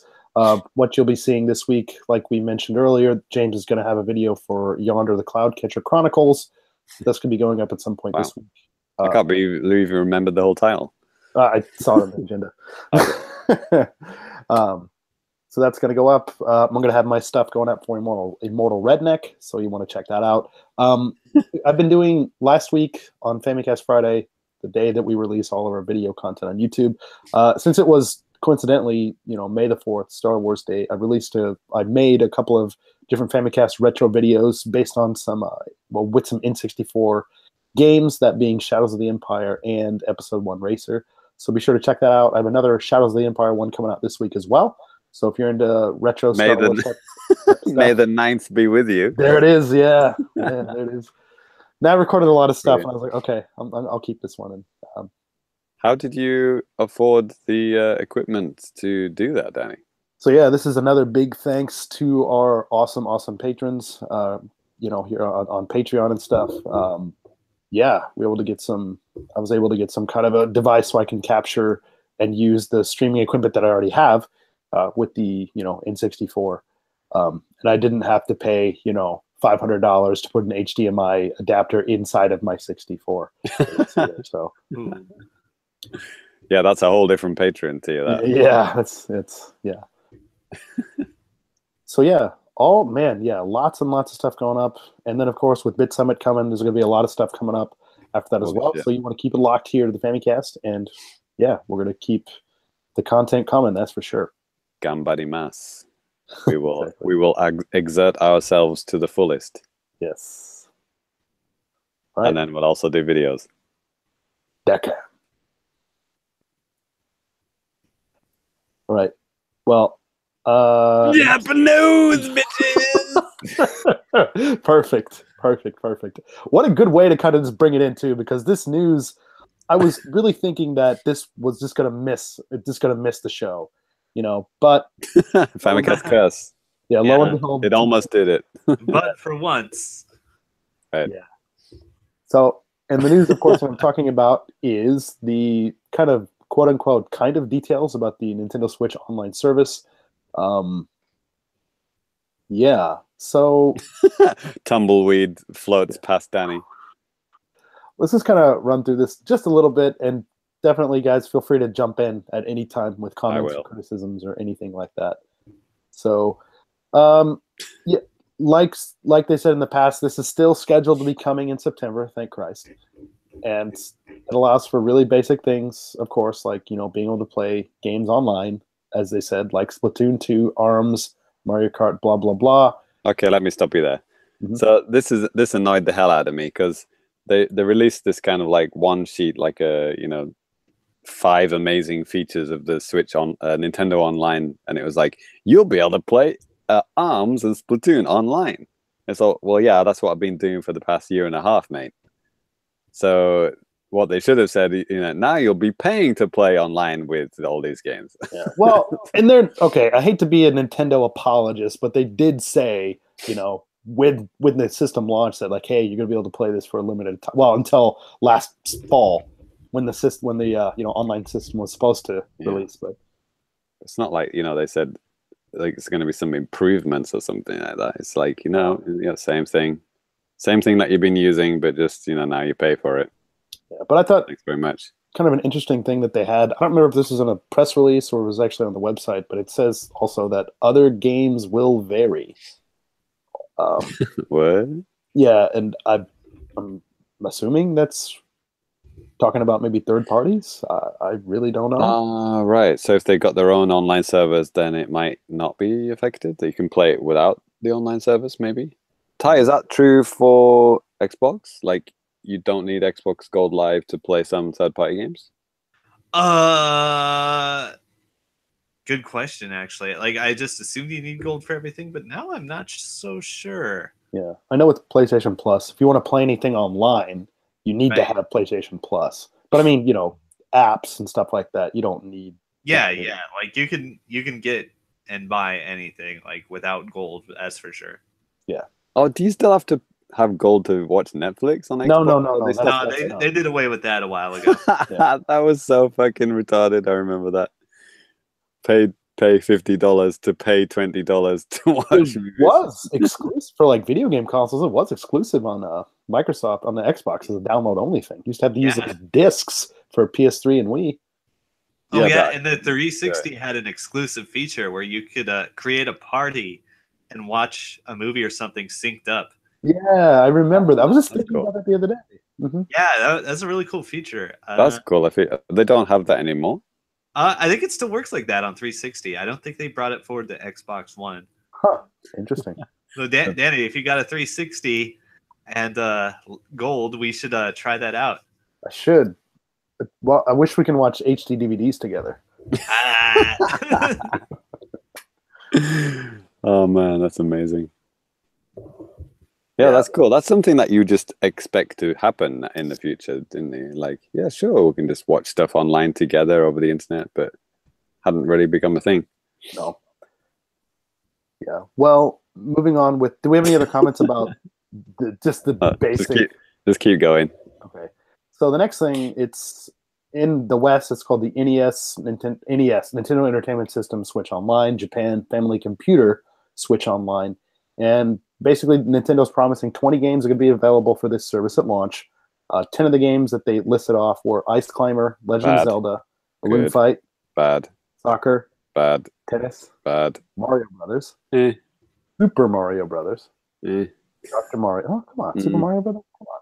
Dr. Mario, Super Mario 3, Donkey Kong, and 10 additional titles.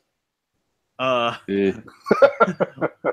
what titles are less mentionable than what was the worst thing you said? Tennis? Balloon Fight. No, Balloon Fight's actually kind of fun. Garbage. No. Ice Climbers is the worst. Oh, my wife really likes Ice Climbers. I played enough of it on Famicast or NES Remix. Oh, Remix. Okay. If they remixed it into a good game, I could see that. Yeah. But the next thing is kind of cool, interesting. Yeah. So online play is going to be added to every single one of these classic games. So now we're talking. Yeah. So this is either for like competitive type of thing to cooperate with other players, or another interesting thing too, basically a thing so you can share your screen, basically watch your friends play, or like I'm assuming they put these in quotes in like the Australian press release I saw to pass the controller as well. Yeah, so for games like Zelda, you can play Zelda together kind of thing. Like, oh, go that way, and then, okay, let me play, and then you can switch the play to another person, right? Yeah. That's what I'm assuming. This almost seems, first I was thinking, I was like, okay, this is like maybe the poor man's, Twitch. Since it's only like the player and one other guy. But if you're able to like switch around like that, that's pretty cool. Well, no, you could stream it on Twitch, right? And have like two people playing the same game on Twitch. Yeah, exactly. There's lots of opportunities for that. Like and multiplayer games like soccer, I guess. Dr. Mario, maybe. Dr. Mario. What else is multiplayer? Oh, Mario Brothers. Oh, actually, I do like Mario Brothers. Sorry, I like Mario Brothers more than Super Mario Brothers. Probably. Oh, gross. On the NES, Mario 3, it's in there, and it's a really good Mario game too. Yep.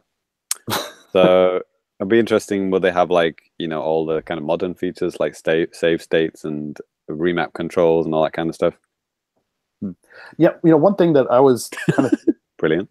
well, it could be. I mean, They're kind of necessary, aren't they?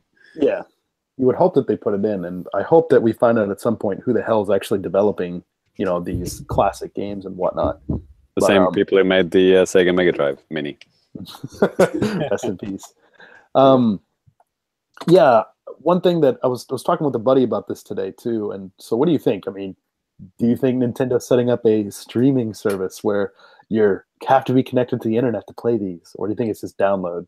Well, no, I think these are probably download, and they said that you can play them offline as well, so that's why. Yeah. So yeah, that I think people jumped to that conclusion at first because you know it was like online games, but it's like no, you're playing these games, but you can go online. Yeah. What be interesting is like how those systems work in terms of like connecting, and how do you do that? Have they remapped the title screens and stuff like that? Like, will it have now like 1-player, 2-player online, you know, or will it just be like a menu overlay that you do on top of that? Maybe it's more like that, right? Yeah, I mean, thinking about how emulators kind of did it back, you know, 20 years ago, or at least 15. I don't remember any. No, it was just usually part of the software, you know, that was emulating the actual game. So maybe that's what they do. Emulators playing online were not that good 15 years ago. It's like I'm just saying you would share the IP address with your friend, and then you would play it at like 8 frames a second. My point is that, well, I'm hoping that it's a little bit better than that, but with Nintendo, sometimes you just never know, right? Lag on, you know, ice climbers or something. Yeah. GGPO, please. Yeah. By the way, okay, so let me tell you about GGPO real quick. For the 16th time. Yeah. If a developer doesn't use it, they're fucking retarded. Because it's one, extremely good, and two, cheaper than developing anything in-house. Right. Yeah, so just use it. It was built for emulators. So but you're forgetting the golden rule, the honor of not developing it yourself. Which is very important to Nintendo, to have that honor and then to make it worse. Fucking gross. Yeah. Get good. Well, I mean, one other thing that's really awesome about these classic games too. I mean, you can use that Nintendo Switch Online app for you know, voice chat. Great. Let's just dry heave into the microphone. Jesus. Being sarcastic there, but okay. But it's true that. And another thing that annoyed me on those kind of 5 major points was that one of them was like, you'll be able to use your smartphone app to do voice chat on games like Splatoon 2 and others, but it didn't say anything new. It was just like, well, yes, Splatoon 2 is literally the only game that you can use it for. It's still now. And then they advertise this new announcement and you'll be able to do voice chat in Splatoon 2. And you're like, okay, that's not a new announcement. Yeah. If they'd said ARMS, Mario Kart, and all the other first-party games that are online, then, you know, well, what am I saying? I don't care either way. No one's going to use it. Yeah, exactly. Well, unless you guys have any other comments or something you want to say. My general reaction to those NES games is like, call me when it's SNES games, because I'm not interested in any of those.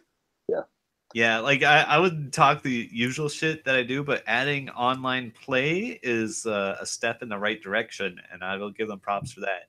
Yeah. Don't fuck it up. So, okay. Danny, what about you? You NES guy, right? So I do. And we'll get into the pricing later, which I think is fair. And I like NES games, and I think, you know, having these different features, it's great, especially being able to, like, you know, basically share a screen with another person, like, and then switch off playing. That's awesome. And I'm just thinking, like, just for video possibilities and stuff like that for us. I mean, that would be. I'll begrudgingly play one of these games online with you, Danny. Yeah. Okay. Cool. Whatever you choose. Balloon fight. Here we go. Accept that. Yeah. Well, okay. Yeah, nice. Mario Brothers online. Jesus, that's great. Hell, I mean, dude. Okay, say what you will about you're talking about tennis. I mean, tennis on the NES is actually kind of fun.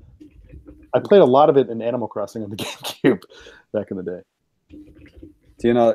There's that like classic Simpsons like joke about like how like Bart's like Marge buys Bart that fucking like golf game, like Jack Nicholas Golf or something like that. It's not Jack Nicholas, is it? It's like someone else. It's like it's the Bone Storm episode when he really wants that violent fighting game, and instead his mum buys him that shitty golf game. Oh, Lee Trevino's putting Right. challenge. That's right. Exactly. I had a very similar experience with my mum. I asked for whatever Mortal Kombat 2, and what I got was Jimmy Connor's Tennis on the Super Nintendo. Nice. I'm not making that up. Seriously, Jimmy Connor's Tennis, and I played the shit out of that game, even though I fucking hated it. So yeah, Mom, it's great. Thanks, Mom. I love it. Buy me too. I'm not sharing.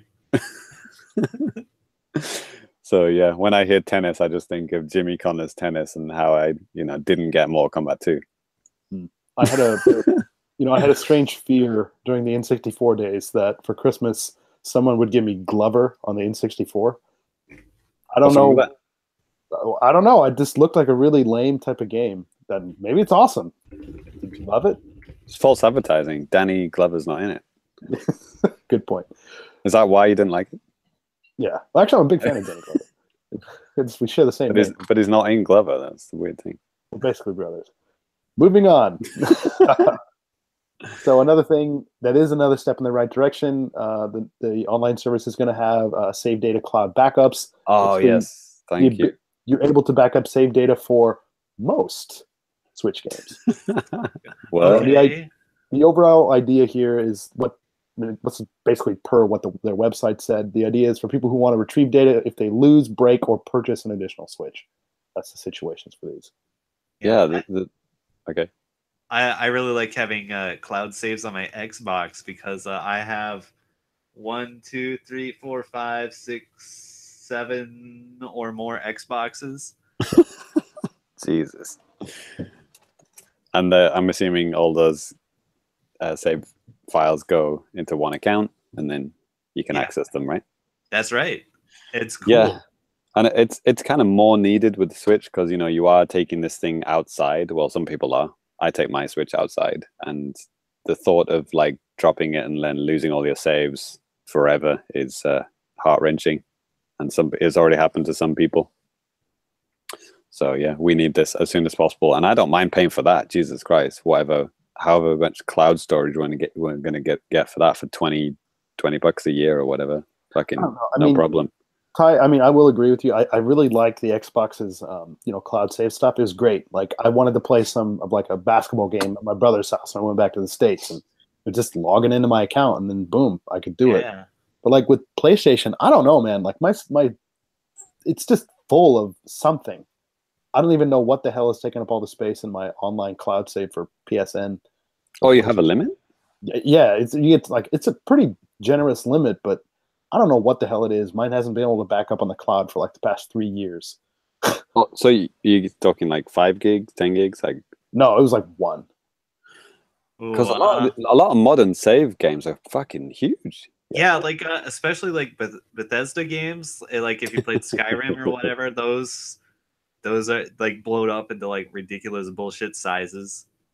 Yeah, and I played a lot of sports games on PlayStation 2, so I mean that's why probably. I mean that Madden and NBA. Oh, they're big, aren't they? Yeah, right. And I remember Cyrus, rest in peace. He had to delete his Splatoon save, right? Yeah, because of he ran out of space or whatever. Or Disney Infinity. Is that what it was? Like, oh, you're right. He made the call. Right. He made the call. Disney Infinity is more important than Splatoon. A comment from Chris, kind of commenting about the NES games and stuff. He said, hey, Dr. Mario will be fun. Everything else is garbage. He's not wrong. Nice. Okay. Well, okay, yeah. Okay, I'm looking at here. Splatoon 2 save data is 16 megabytes. Yeah. Doom is 5 megabytes. So yeah, I was expecting Doom to be bigger than that. The biggest one I see here is Phantasy Star Online 2. Oh, that fucking cloud game. Yeah, that's like 60 megabytes. So they're not very big, it seems. The average is like 5 megabytes. Oh, Breath of the Wild is 64 megabytes. Yeah, and I mean that's still nothing. So yeah, I'm assuming they're probably going to give you a gigabyte, aren't they? For the Nintendo Online service. I don't know. You kind of thought that with the Wii, right? But they gave you. You just think. Anyway. Not for the cloud. Yeah. I know. Yeah, Pokemon Bank, isn't it called Pokemon Bank? The cloud Pokemon service. I'm not sure. That's probably like 100 megs though, isn't it? Because that's like 3DS data. It's just you probably not actually save. Yeah, it's probably nothing too terribly. It's complicated, but not like a Bethesda save or something, you know. Yeah, but I believe one of the NBA games on Switch or something, it was ridiculous. It was like 500 megabytes or something, right? I mean, dude, that hit the news, right? Because it was just so big. Yeah, probably NBA 2K. I mean, those things get massive. It's so stupid. That's just bad programming. I'm sorry. If your save data is 500 megabytes, fucking saving a lot of data, a lot of different statistics, all sorts of stuff. But yeah, you got to be able to get some kind of a handle on that, I would think. You want to be able to streamline that into like 5 megs. I'm wondering like what fills up that space? Are you like scanning your own face and making a custom character? Hey, on some of the old map games, you could do that. Yeah, exactly. In 4K. Yeah. Right then. Oh, what were we talking about again? What's the next line? Yeah, save data on the cloud. Da da da da. That is good. Yes, good stuff. Then blah. Ugh. Nintendo Switch Online app. Yes, sure, whatever. That's this. Enhance your online experience, Danny. Yeah, the quote: enhance your online experience for compatible games with this smartphone app. It should say for compatible game. It shouldn't say on games. Yeah. Basically, actually, on that point, I did open it recently, and I started using it with Splatoon 2. It is, obviously Splatoon 2. The only thing you can use it with, but it is a surprisingly good. The Splatoon 2 like statistics is really, really cool. It's like the last 50 battles, it'll tell you your win-loss ratio. Yeah. Like every single match, you can actually go really detailed into it. What every weapon everyone was using that match. All the things that you see for just the 2 seconds at the end of the match and then disappears, you can actually go back and look at that in the app and see every single minute detail. And you can look at the schedule, like what maps are coming up, next Grizzco, when that's coming up, the Salmon Run and all that kind of stuff.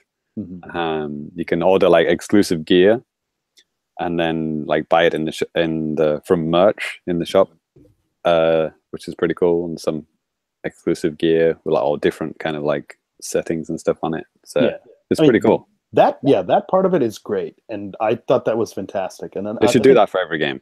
Yeah, and I think to even take it a step further, why not also add in like, the screenshots and stuff like that you take on your Switch? Those don't take up a whole hell of a lot of room. Add those up to the cloud too. That way, because if you're posting on Twitter, unless you take out the SD card and put it in your computer or whatever, then you can only post one picture at a time, which is kind of annoying.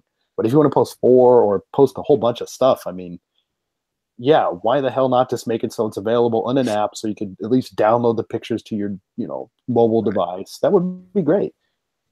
There's even just the first party games alone, there's so much they could do. Like with Mario Odyssey, you could like buy costumes, or you know what I mean? Like just or Zelda, you could have one of the shops and stuff like that. You could, all the little things that you could do, you could easily put that into the app. Look at your game statistics.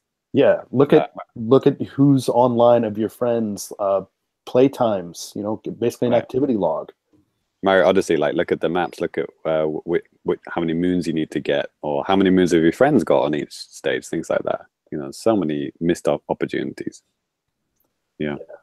I guess we didn't hear about any achievement type system, because if we were going to hear about it, it probably would have been now. So probably. I mean, the last little section that they had on the website and everything, it was special offers, and of course there's nothing to be shared. So special offers, they do that on Xbox and Sony, right? Like if you're a gold member or what's it called on the Sony one?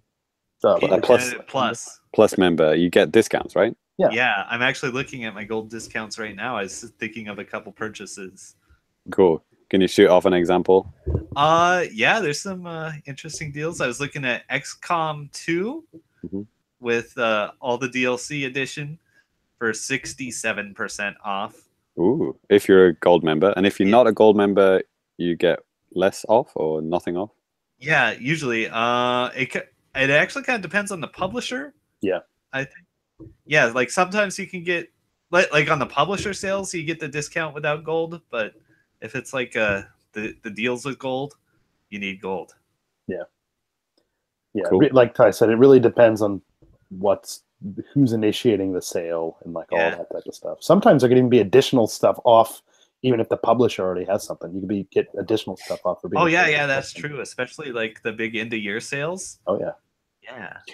So there's like a big summer sale like on Steam, and there's also like a winter sale, and those have like deep discounts and deeper discounts if you're gold. So we've got the coin system, right, Danny? You recently used some of your coins to buy, what's it called? 10-yard fight. Money well spent. Yeah. But so like I'm assuming on top of that, you're going to have like whatever a gold. Well, I'm not calling it a gold membership, are they? They're calling it. What's this called? Switch Online. Yeah. Congratulations, so, you're a Switch Online member. Here we go with maybe more confusing things for gamers out there. At least not. I mean, if you're listening to the show, you're probably not one of those people. That's for sure. But standard Joe Blow out there might not even know any of this stuff, so I can see that being a little bit confusing. They need to differentiate between like just going to the eShop as a regular non-subscriber, and it's like if you subscribe to Nintendo Switch Online, you will get 10% off this game. You know, they need to have some way of differentiating it. That right? Yeah, and I mean, they if they take any cues from Microsoft or Sony, it's a pretty easy thing to do. Put like a little symbol next to it, like PlayStation Plus. There's a little plus, and it's clear that if you're a PlayStation Plus member, that you get an additional discount. You know, but that'd be cool. Probably for like first party games, especially, right? I'm assuming you're gonna get like what 5% off or something like that, right? I was like, can I laugh? Because I mean, they'll probably never go on sale. Oh yeah, I guess it's not going to be a blanket thing, isn't it? It's probably going to be, you know, for 1 month only, you'll get 5% off ARMS or something like that, right? Yeah, I mean they've already kind of done that. Yeah, they have done that as well. Yeah, but yeah, it'd be interesting. Like going back to the classic games, we can't call it Virtual Console. There was a little bit of breaking news, wasn't there, Danny? About I think maybe Kotaku contacted Nintendo directly and said, you know, does this mean this is the Virtual Console? And Nintendo specifically said the phrase Virtual Console will no longer be used. Basically, that is dead. That is you know, an old terminology that we won't be using going forward. I mean, it had a 12-year run, you know. Right. So yeah, the Wii U is officially the last console to have a Virtual Console. But what was I going to say? Like, so did they specifically say it's going to be like they said they're going to add more games to these online classic games in the future, right? Yes. But they didn't say anything about they're going to you know, get rid of other ones, right? It's going to be like just a library that grows, like Netflix. That's also but Netflix does delete stuff, you know. So but that's like for licensing reasons. I mean, everything that's been listed so far are Nintendo published. But like let's say literally no one has played tennis online for over a year. Are they really going to keep it on their service? Good point. I mean, it might cost more to remove than to keep on. So they're just going to keep growing and growing and growing, and then just on the off chance someone's going to say, "Hey, I really want to play NES tennis online today." But what if they sign somebody like Capcom or Konami and like they can only get like a 1-year contract or something while they just bail out at the end of the year? Rest in peace. Or I mean, you know, a lot of people would warn you about that.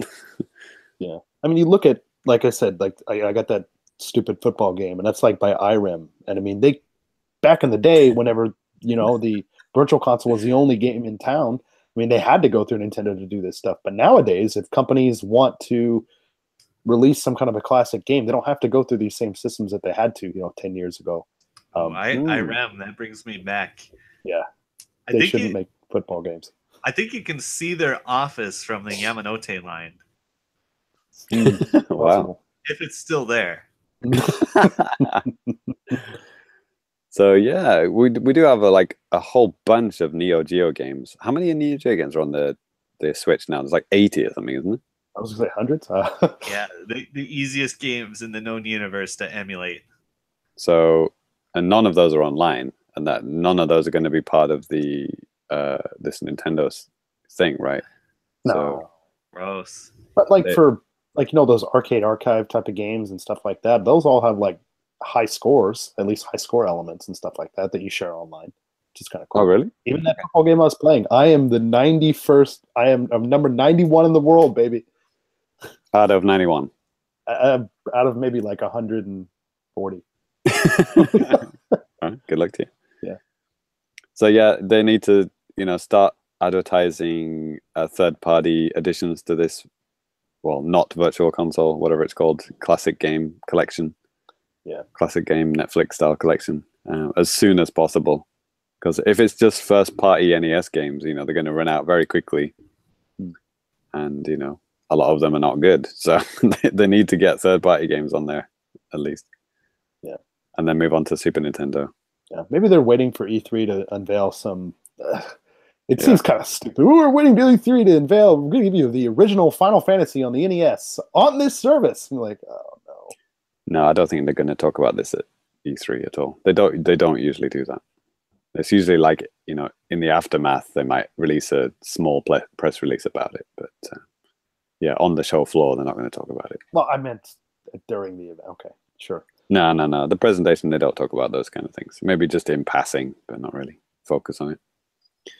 Well, in terms of plans and pricing, so yeah, here we go with this. So there are two different types of plans that you can get. You can get individual or family. First of all, let's kind of go through all the individual plans. They pretty much, this stuff hasn't changed since they basically announced this. If you want to do a 1 month plan, you can do that. US dollars, it's like 399 yen, 300 yen for 1 month. For 3 months, 799 or 800 yen. And for 12 months, it's 1999 US and 2,400 yen for 12 months.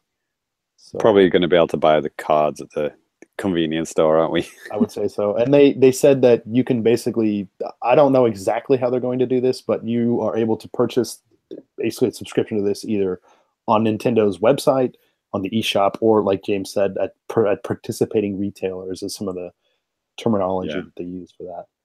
Because, well, especially for Japanese people, they, who don't understand how the internet works, they need to have something at the convenience store that they can say, buy this card and you can go online with the Nintendo Switch. Yeah. Which will be a weird thing, isn't it? Because people can buy a Splatoon card, download code, and then they'll also need to buy a Nintendo Switch online card together to play online. Yeah. So that's immediately, whatever it is, 6,000 yen plus another 2,000 yen. Just to play Splatoon online. Yeah. Well, the family plan thing, right? The 9 users on one plan. So what they officially say, a Nintendo account holder may invite up to 7 others to join a family group. But all members of the group will have access to Nintendo Switch online. And then me and Danny were just talking about this before the show, but hopefully this includes all regions. Because, if I buy a Japanese online pass, but some of my games are downloaded from the European shop, American shop, how will they all work? Can I play them all online? Yeah. And, as we were talking too, I think for most of the games that come out, it's not that big of a deal. But if you look at something like Splatoon, which is very kind of sectioned off, especially Japan from the rest of the world. Yeah. Japan is quite unique. They have their own stuff, right? The 7-Eleven merchandise and unlocks and everything. Which I'm sure Danny's got all of them, right? Yes. No. Totally worth buying the Japanese version. Yes. That's still a fun game. Yeah. So there was also an FAQ. They had a lot of other different questions, but I think we pretty much covered everything that might have even kind of showed up there. I don't know. Do we have any other closing thoughts on the Nintendo Switch Online service from what we know at this point? Yeah, well, I'm definitely going to try it out Oh, yeah. for at least a year. Hopefully, some good games get added to the classic collection, and hopefully everything works out in terms of multi-region stuff. Not no fuckery like I can't play certain games online because it's the wrong region or something like that. Yeah. I hope that doesn't happen. Yeah. Playing classic games online, like I'm all about that. That's always been a bullet point for things I would want to do on the Switch. So I hope they don't drop the spaghetti and have like the world's fucking worst netcode. Yeah. History doesn't serve them well, Ty. No, it doesn't. So yeah, this is the one thing that would make you rush out and buy a Switch, or not the one thing, but it would be a bullet point. So wow, this could be it. It would move the scale over a little bit. So if someone that you trust says, "Shit, Ty, this is fucking legit online NES games," you'd be like, "All right, dude, let's do this thing." Maybe depends on the game. I gonna need more than Dr. Mario. But... More than Dr. Mario, Jesus! How much do you need, man? I don't know what came out. There's something on NES I always wanted to play multiplayer. What? Wrecking Crew multiplayer online. Double Dragon, like the little built-in versus mode they had in that. Do you remember that? It's a good call. Yeah. Ty, if you get a Switch, I will buy you Breath of the Wild, whether you like it or not. What? Okay. I'm serious. I'll just emulate it and play it upscaled on my PC. No. Get wrecked. Oh, okay. Did you see the Zelda patch? Like you can play as Zelda. There's like a group of like 20 people working on it. Dude, you're always playing as Zelda. What are you talking about? But not me. I play as the AE86 from Initial D. But they've done a really good job with it. Like that's a good mod. Yeah. Yeah. We're having a couple of different comments in the chat. Actually, welcome to Aaron H. He or she says, Ty still doesn't have a Switch? Lol. LOL. Yeah. And then Chris also mentioned that, he said that he hopes that by September, maybe the eShop will get some kind of a revamp. It's depressing looking every time I visit it. Yeah, it's getting worse and worse, isn't it? The more games that get added to it. Because I think the Wii U one, I mean, it's funny because people complained about the Wii U one, but it wasn't actually that bad. It had each section, you could have a N64 section, a Super Nintendo section, new games, retro style games. Maybe no, Danny, you were only using the Japanese one, weren't you? Yeah, because I remember on the Wii, there were really specific buttons for forget about the Wii, mate. I'm just saying, but like as far as I know, on the Japanese Wii U, there were no things like that. I mean, you can go into like an overall virtual console type of a thing. I'm talking about Wii U, not Wii. Yeah. Sorry, did I say just say Wii? Please don't talk about Wii shopping channel. I started talking about Wii. I changed to Wii U. Sorry. Yeah, I think the European one was generally quite the best of all the regions. Like they really took good care of it, and they updated it a lot and had new graphics and changed the music. Anyway, NOA one was probably a little bit behind that, but like the Japanese one was awful. Like it wasn't very well taken care of because there were so few indie games, or almost zero indie games on the Japanese one as well, right? So yeah, weird. And yeah, we had a lot more demos on the European Wii U shop for some reason. So yeah, we need something like that basically. As long as it loads fast, like because the Wii U one loaded slowly because the Wii U wasn't a very powerful console. That's why it took so long to load up, and it was basically like a net-based thing that just took a long time to load. But the overall layout was fine, I thought. So something like that just loads, in an instant would be awesome. Because there's no way to find, like, all you can do is like search by genre. It's like, okay, give me every RPG. Okay, here's 200 RPGs. And if you're looking on the Japanese one, there are literally hundreds of them. And yeah, or like whatever action games. Yeah, how many action games can I find on the Switch eShop at the moment. All of them. Seriously, that is gross.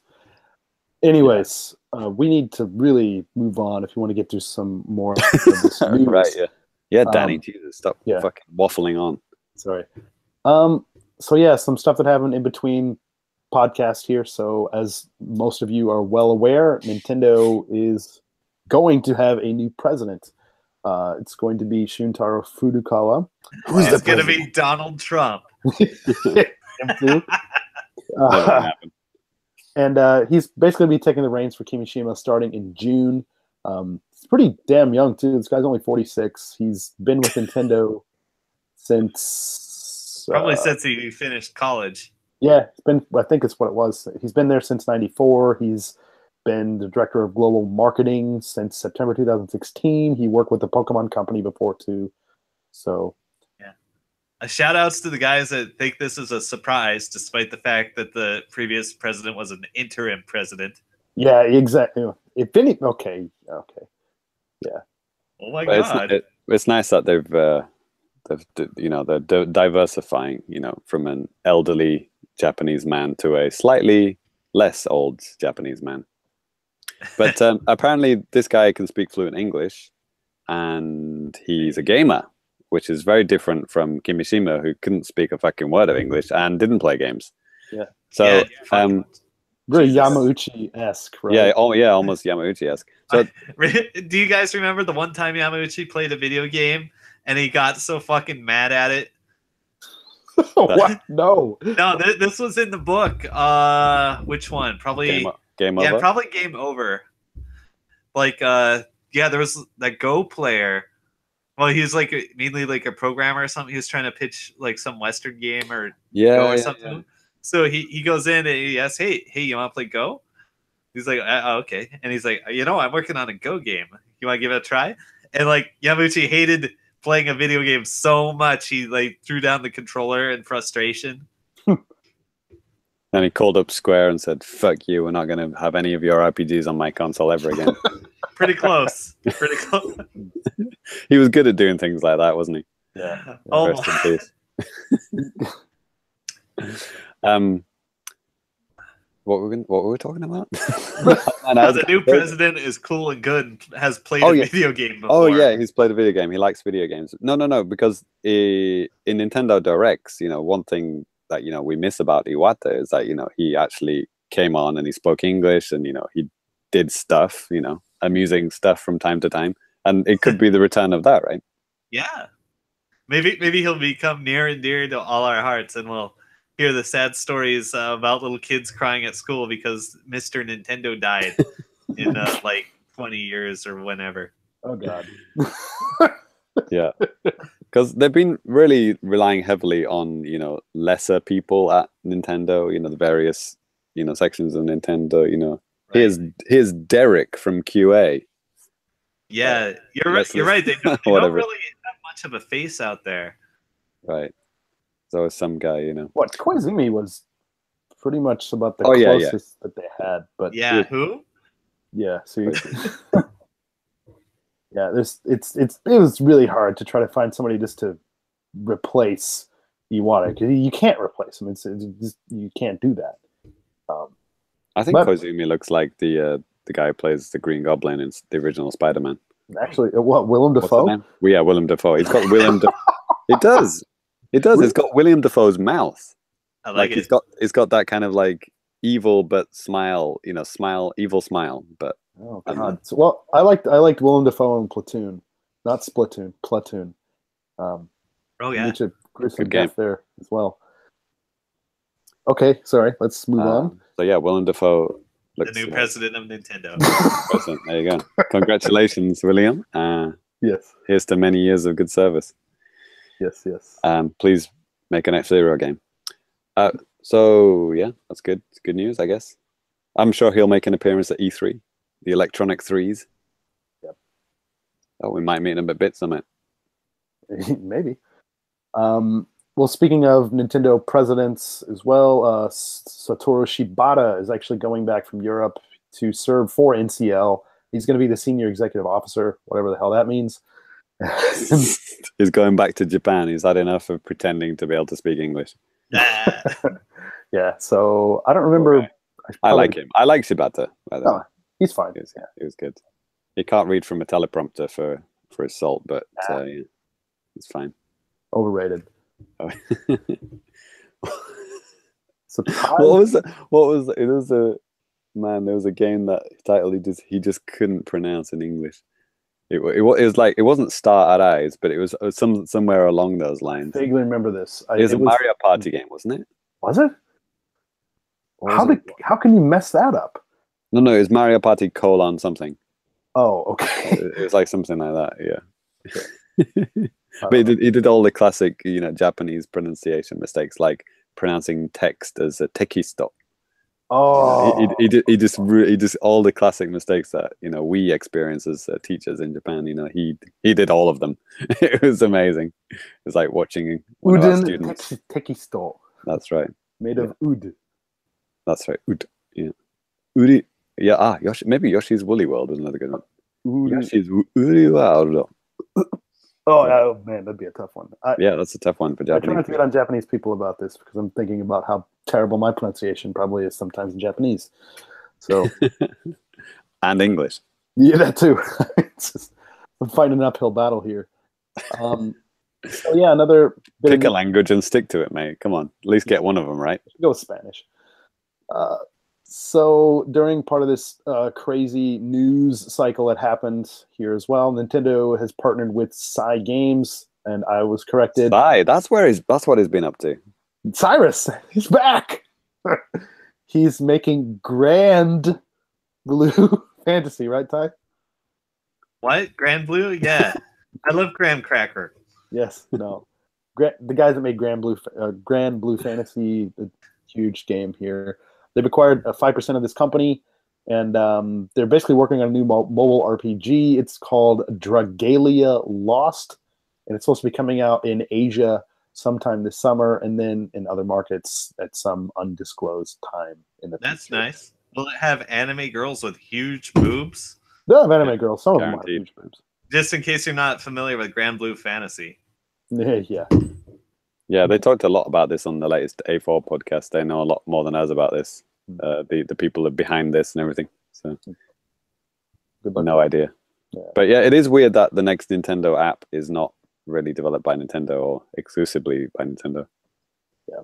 Because I thought Mario Kart Tour, was it going to be the next one? Or well, yeah, we've got the Animal Crossing one. What else was it? I thought there was supposed to be another one.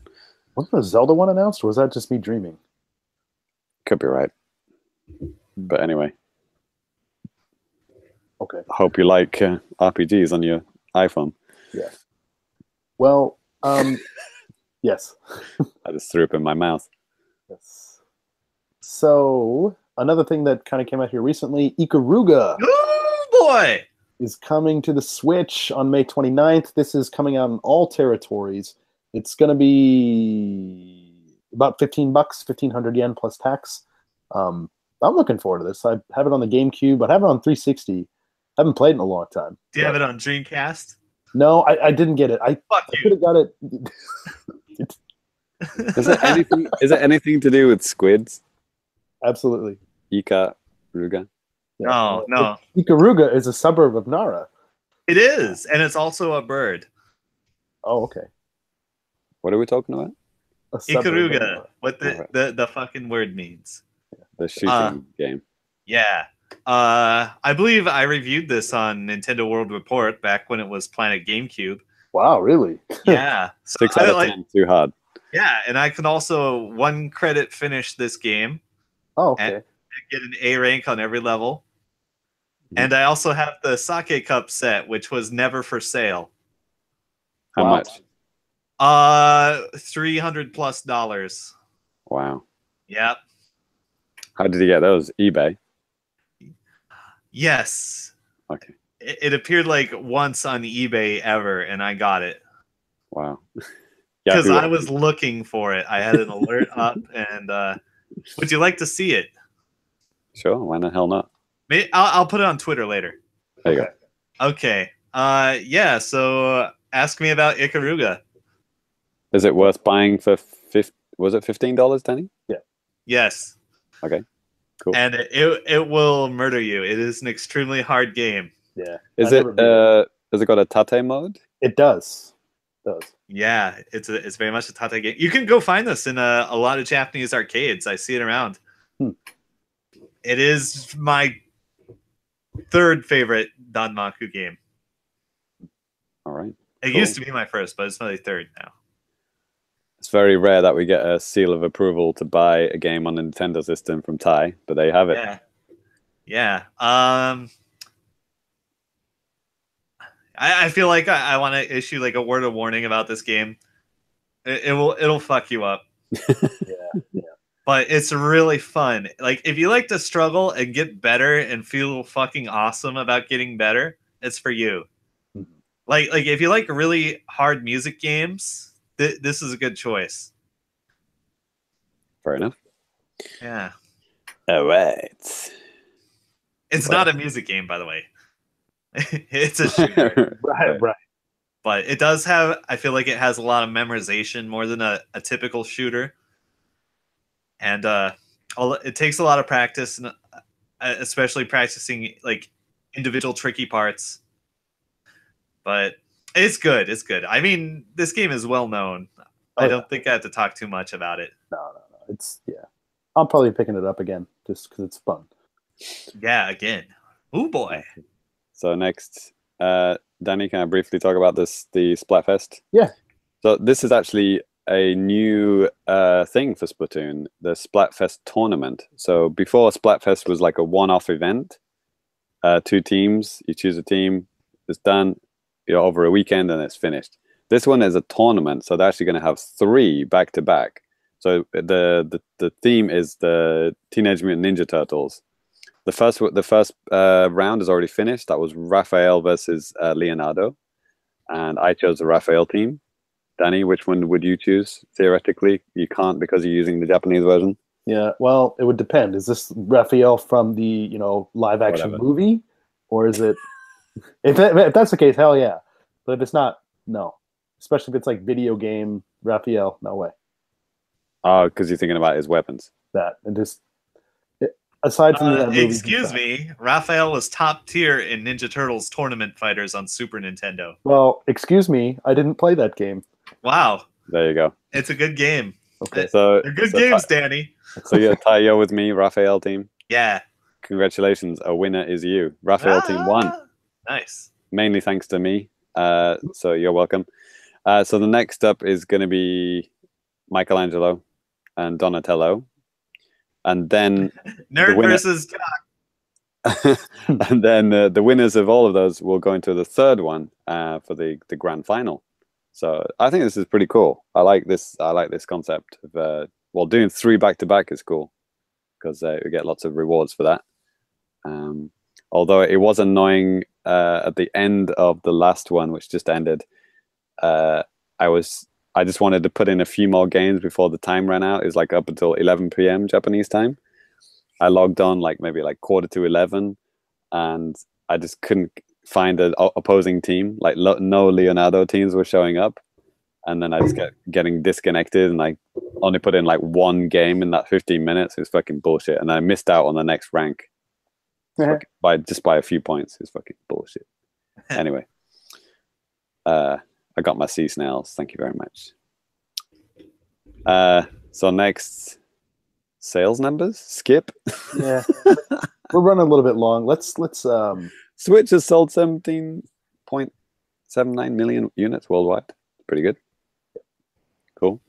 Best-selling game is Odyssey. Yep. Cool. Yep. All right. Well, let's go ahead and move on to some feedback. And if you have any feedback, if you want to, send us a line or whatever, you can send us an email at thefamicast@gmail.com. You can hit us up on Twitter at thefamicast, Facebook, the Famicast. Watch us live on YouTube, like some people are doing right now. Woohoo! Thank you for that. You can comment on YouTube as well. You can have your comment or criticism read on the air like these guys. So before that, though, we had a contest last time. If you would write a review for the Famicast, you could have been entered into a contest to win some fabulous prizes, which is money for the eShop. And Fuck. Oh, that, Jesus! I thought I'd lost it then. Okay. Got it. All right. Well, we have a winner, and this is the first time I've actually announced this to the world. Our winner is Ferrari James, aka James Allen. Congratulations! So James, I will be contacting you, hopefully before you hear this, maybe.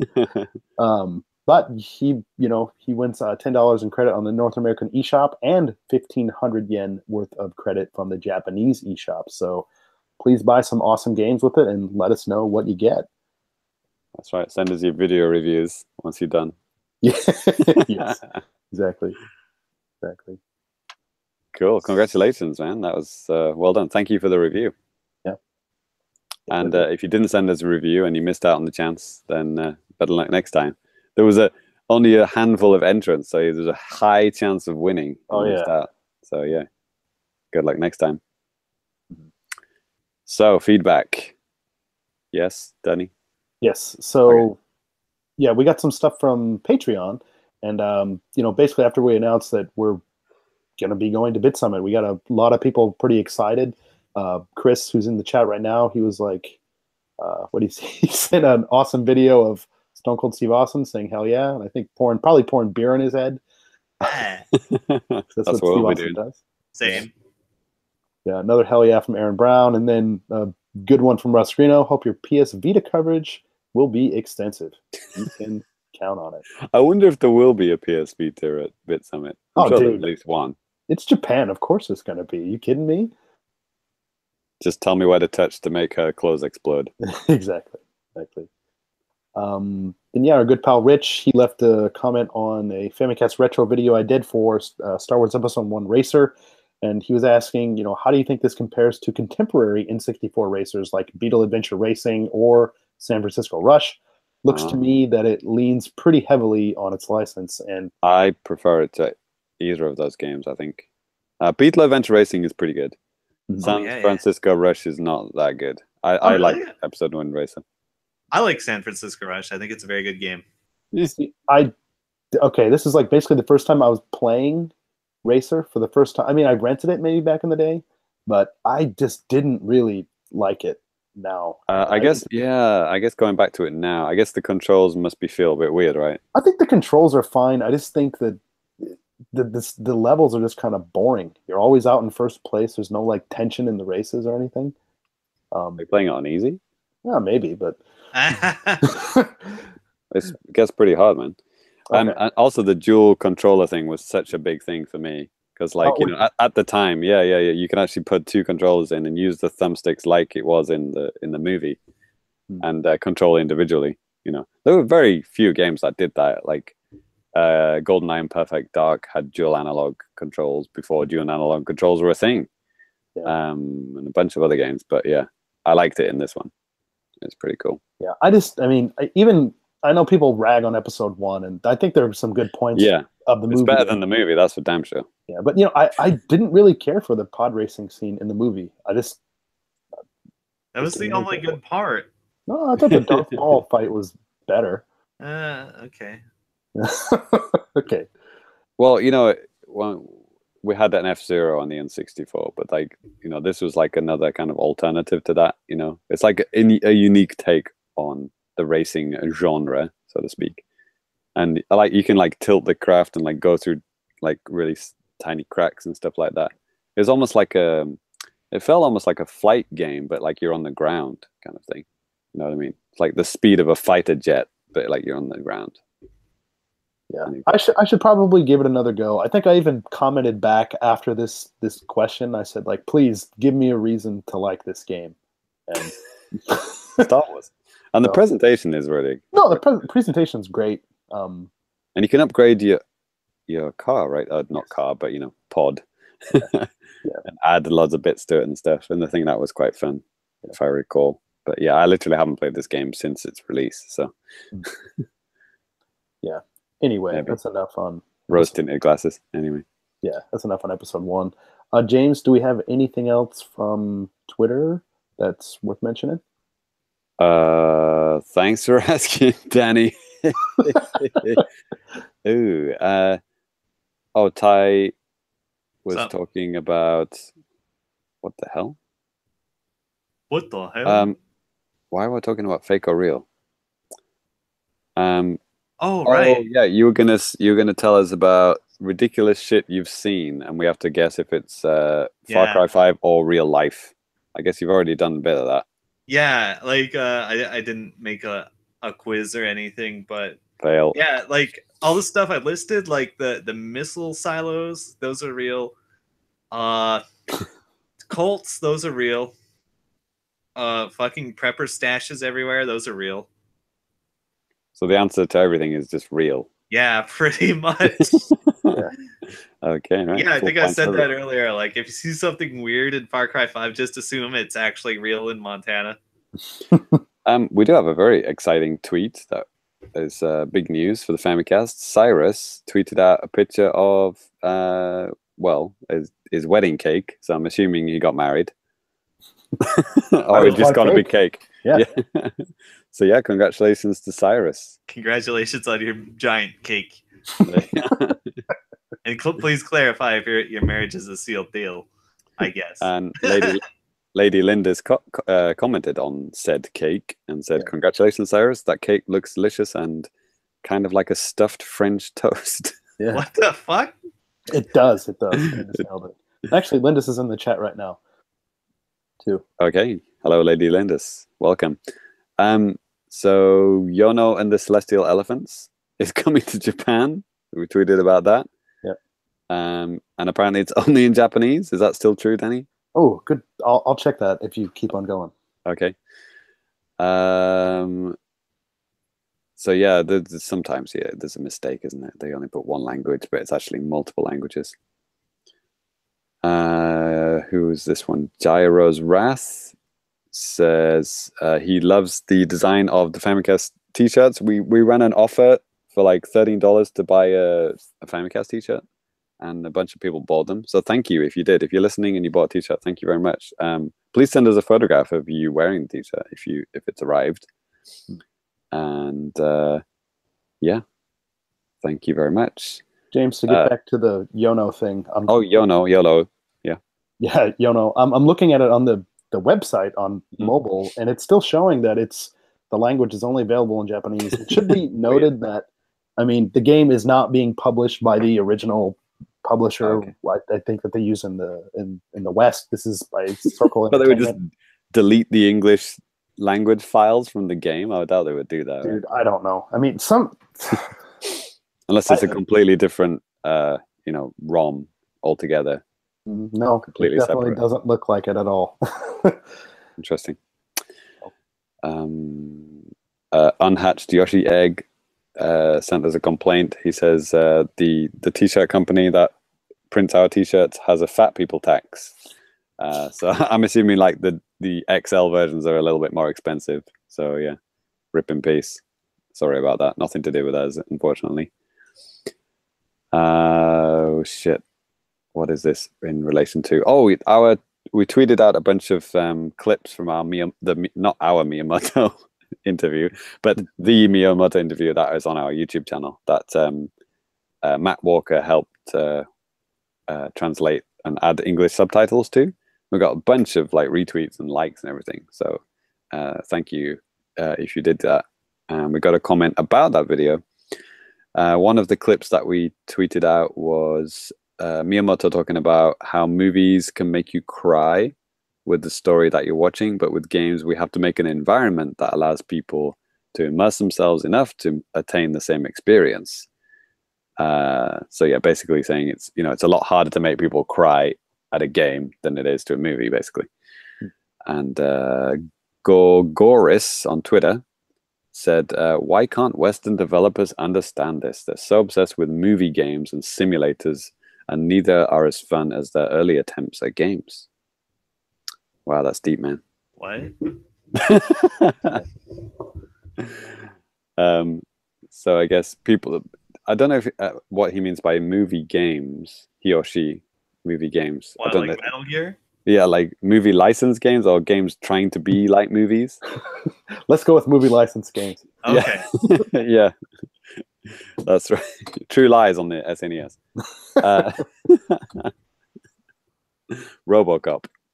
Two Towers on Game Boy Advance. GoldenEye. On Game Boy Advance. That's a good one. Ah. Man, how many good movie games can you name? GoldenEye, Alien 3. Actually, probably a few Alien games, like Alien Isolation. Alien Lord of the Rings versus and Two Predator. Towers on GameCube. Yeah, well, there were so many Alien versus Predator games before there was a movie. I'm talking about the PC one, the good PC one, not Yeah. the fucking Jaguar one. What did you say? I was thinking the Capcom beat 'em up. Capcom beat 'em up? Yes, Capcom made an Alien versus Predator like CPS2 arcade beat 'em up, and Wow. it's fucking amazing. Never heard It's of 4 players, I think. or it's like 4 selectable characters. Maybe it's only 2-player. I don't know. There was a Blade Runner adventure game, point-and-click adventure game that was very good. Who Framed Roger Rabbit, made by Rare on the NES. Great game. Is that? Oh yeah, that is a movie. Yeah, so there are a lot of good movie games. They just tend to get forgotten once you start thinking about all the bad ones. Did you The guys world, ever, the did world you is guys not ever enough. play- There did was you guys ever another. play those EA Lord of the Rings games back? They're Oh, like yeah. hack and slash games, all right. Yeah. I've been looking forward to playing. Was it Shadow of Mordor or something? Yeah, that and then Shadow of War. Yeah, one of those. I heard it's amazing. Yes, the first one I loved the first one, Shadow of Mordor. It's awesome. Yeah. So I got the Xbox One version just chilling, Oh, cool, waiting for me to crack it open. cool. It's awesome, man. If it's Shadow of Mordor, it's awesome. Shadow of War is basically more or less the same. Well, more stuff. Yeah. I wonder if the Tomb Raider, the new Tomb Raider reboot games, retroactively become movie games because now we have a Tomb Raider movie based on those games. Because they're good games, Yeah. but the movie's not supposed to be that good. Movie canon kind of creeps into games sometimes. Like, did you know in Mortal Kombat they started modeling Kano after the movie version because they liked him so much? Yeah. Enter the Matrix. Anyone? Uh, I love The Matrix, and I couldn't love that game. That game was there was awful. some screenshots of the MMO that made me laugh till tears streamed down my face. Do those count? Spoiler: Morpheus dies in the Matrix Online game. That's true. Ooh, we got a couple in the chat. Yeah. Wait. Linda said, "Who Framed Roger Rabbit" was a good game. Yeah, it was. It was highly unusual for an NES game. So like there are some NES games that are secretly good, but everyone hated them because they were weird or difficult to play. Chris brings up another one too, based on the movie, The Goonies 2, the game The Goonies 2. Ooh, yeah. I like it. That's not the Goonies 2 is not a movie. I know. I added that. Chris Oh, didn't say okay. That's the Hey. joke. That's the joke. Did we talk about the fact that Blossom Tales is coming to the Japanese shop last time? Did we? Thanks to us, basically. Of course. Because we asked the developers if there's ever going to be a Japanese version, and they said, yeah, we're working on it. It's going to be in the next update. So it could be, when is that? In a month or so. Mm-hmm. And they said that in April. So it could be like this month or next month. Well, you also mentioned, James, I think Yes. on Twitter that, Celeste is actually finally coming out. Oh, as yeah, well. yeah. That's, it's coming soon. It's like 2,400 yen or something. That's coming out tomorrow in Japan. Yeah. That's the 10th of May. Yep. And then, I was talking about Immortal Redneck earlier as well. That's coming out in Japan this week as well. That's it weird. has it has Japanese support. Like the voices and all that's only in English, but they have subtitles for every other supported language. Okay, can you tell me what the swear words are in Japanese? I don't think I had it on whenever they were swearing. I think I just turned it on at just some random point. I was looking through some menus. So, Okay. Cool. Yeah. Good times. Mm-hmm. Cool. And the Duke controller is finally out, Ty. Oh yeah. The worst controller ever made. I know. Is back. Is it, which is worse, the Dreamcast controller or the Duke? I think the Duke is worse. Yeah. But I recognize that there's an extremely specific set of people for which the Duke is amazing, and they'll swear by it. Andre the Giant. Andre the Giant. I was going to say the same thing. Yeah, I mean, like there are weird controllers that I like. A while back, I tweeted out this weird bullshit controller that I was like actually in love with. Do you guys remember the company Nyko? Yeah. Another shitty Mad Catz-esque thing that made like weird garbage knockoff controllers. They made a Dreamcast controller, and it was like the most comfortable like standard controller I've ever held in my life. Huh. And it looked like a fucking weird piece of bullshit, but it was great. Interesting. I believe it was called the Dream Master. Nyko Dream Master. I'll have to look into that. So, yeah. Yeah, by the way, if anybody out there has one, I would be interested in buying it off you. So I think mine died because, it's a cheaply manufactured piece of shit. Sorry, we just turned into like some kind of like fucking auction podcast now. Like just sell your wares or advertise stuff now. Yo, $2. Got $2 over here. Hey, I like hunting down weird, obscure bullshit that I like. Well, I don't know what to tell you. Ask me about the Nintendo 64 arcade stick that I have.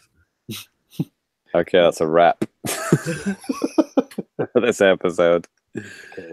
Ask me about the Power Glove that I have for Nintendo 64. Wow. Yeah, there's a thing you strap on your arm, and it's like senses like your wrist motion, but it also has like a thumbstick, and it has all the buttons under your fingers. And do you fucking wear it like a glove? Or there's more like a cyborg arm that you just kind of strap to your regular arm. It's real. Look it up. I believe you. I pray for death, as Ty would say. Same. All right. Well, I think that's going to go ahead and bring Famicast 125 to a close. Season 2, episode 1 in the bag. There it is. We're not going to call it that. I'm just saying. No. 125. First of all, I want to thank everybody for listening with us live. It's been fun. Thank you for that. And yeah, it's cool getting comments live, isn't it? Yeah. It's been a while. Call us out on our bullshit. Well, Danny's bullshit. Yeah, exactly. That's fine. I'm used to it. Not me. I'm always right. Yes. Yeah. I'm 100% right 50% of the time.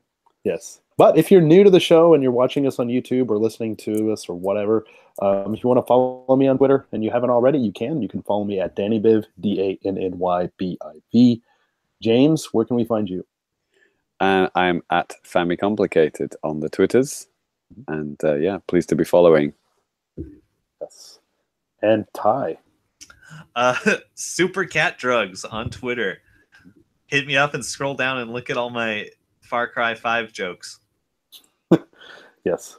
So yeah, Danny, I can hear the Shinkansen, the bullet train, pulling into the station. We are going to Bit Summit, and it's very exciting. And we want to thank all the patrons for making it possible. It was fucking by the skin of our teeth at the end of it. We barely afforded it. We've used all of our monies to get there. But gosh damn it, we're gonna do our bestest work when we get there. Yeah, hopefully not die. So yeah, Danny's going a little bit earlier, and then we're gonna meet up on the Saturday, Sunday, the 12th, 12th and 13th, right? Sure. Saturday. Yeah, 12th and 13th is Saturday, Sunday of May. And yeah, it's going to be awesome. There's going to be lots of people there. Mm-hmm. Lots of friends of the show. Lots of indie games. Fight Night is going to be there, Ty. Yeah, great game. The Takeover. Like, lots of games that we said, like...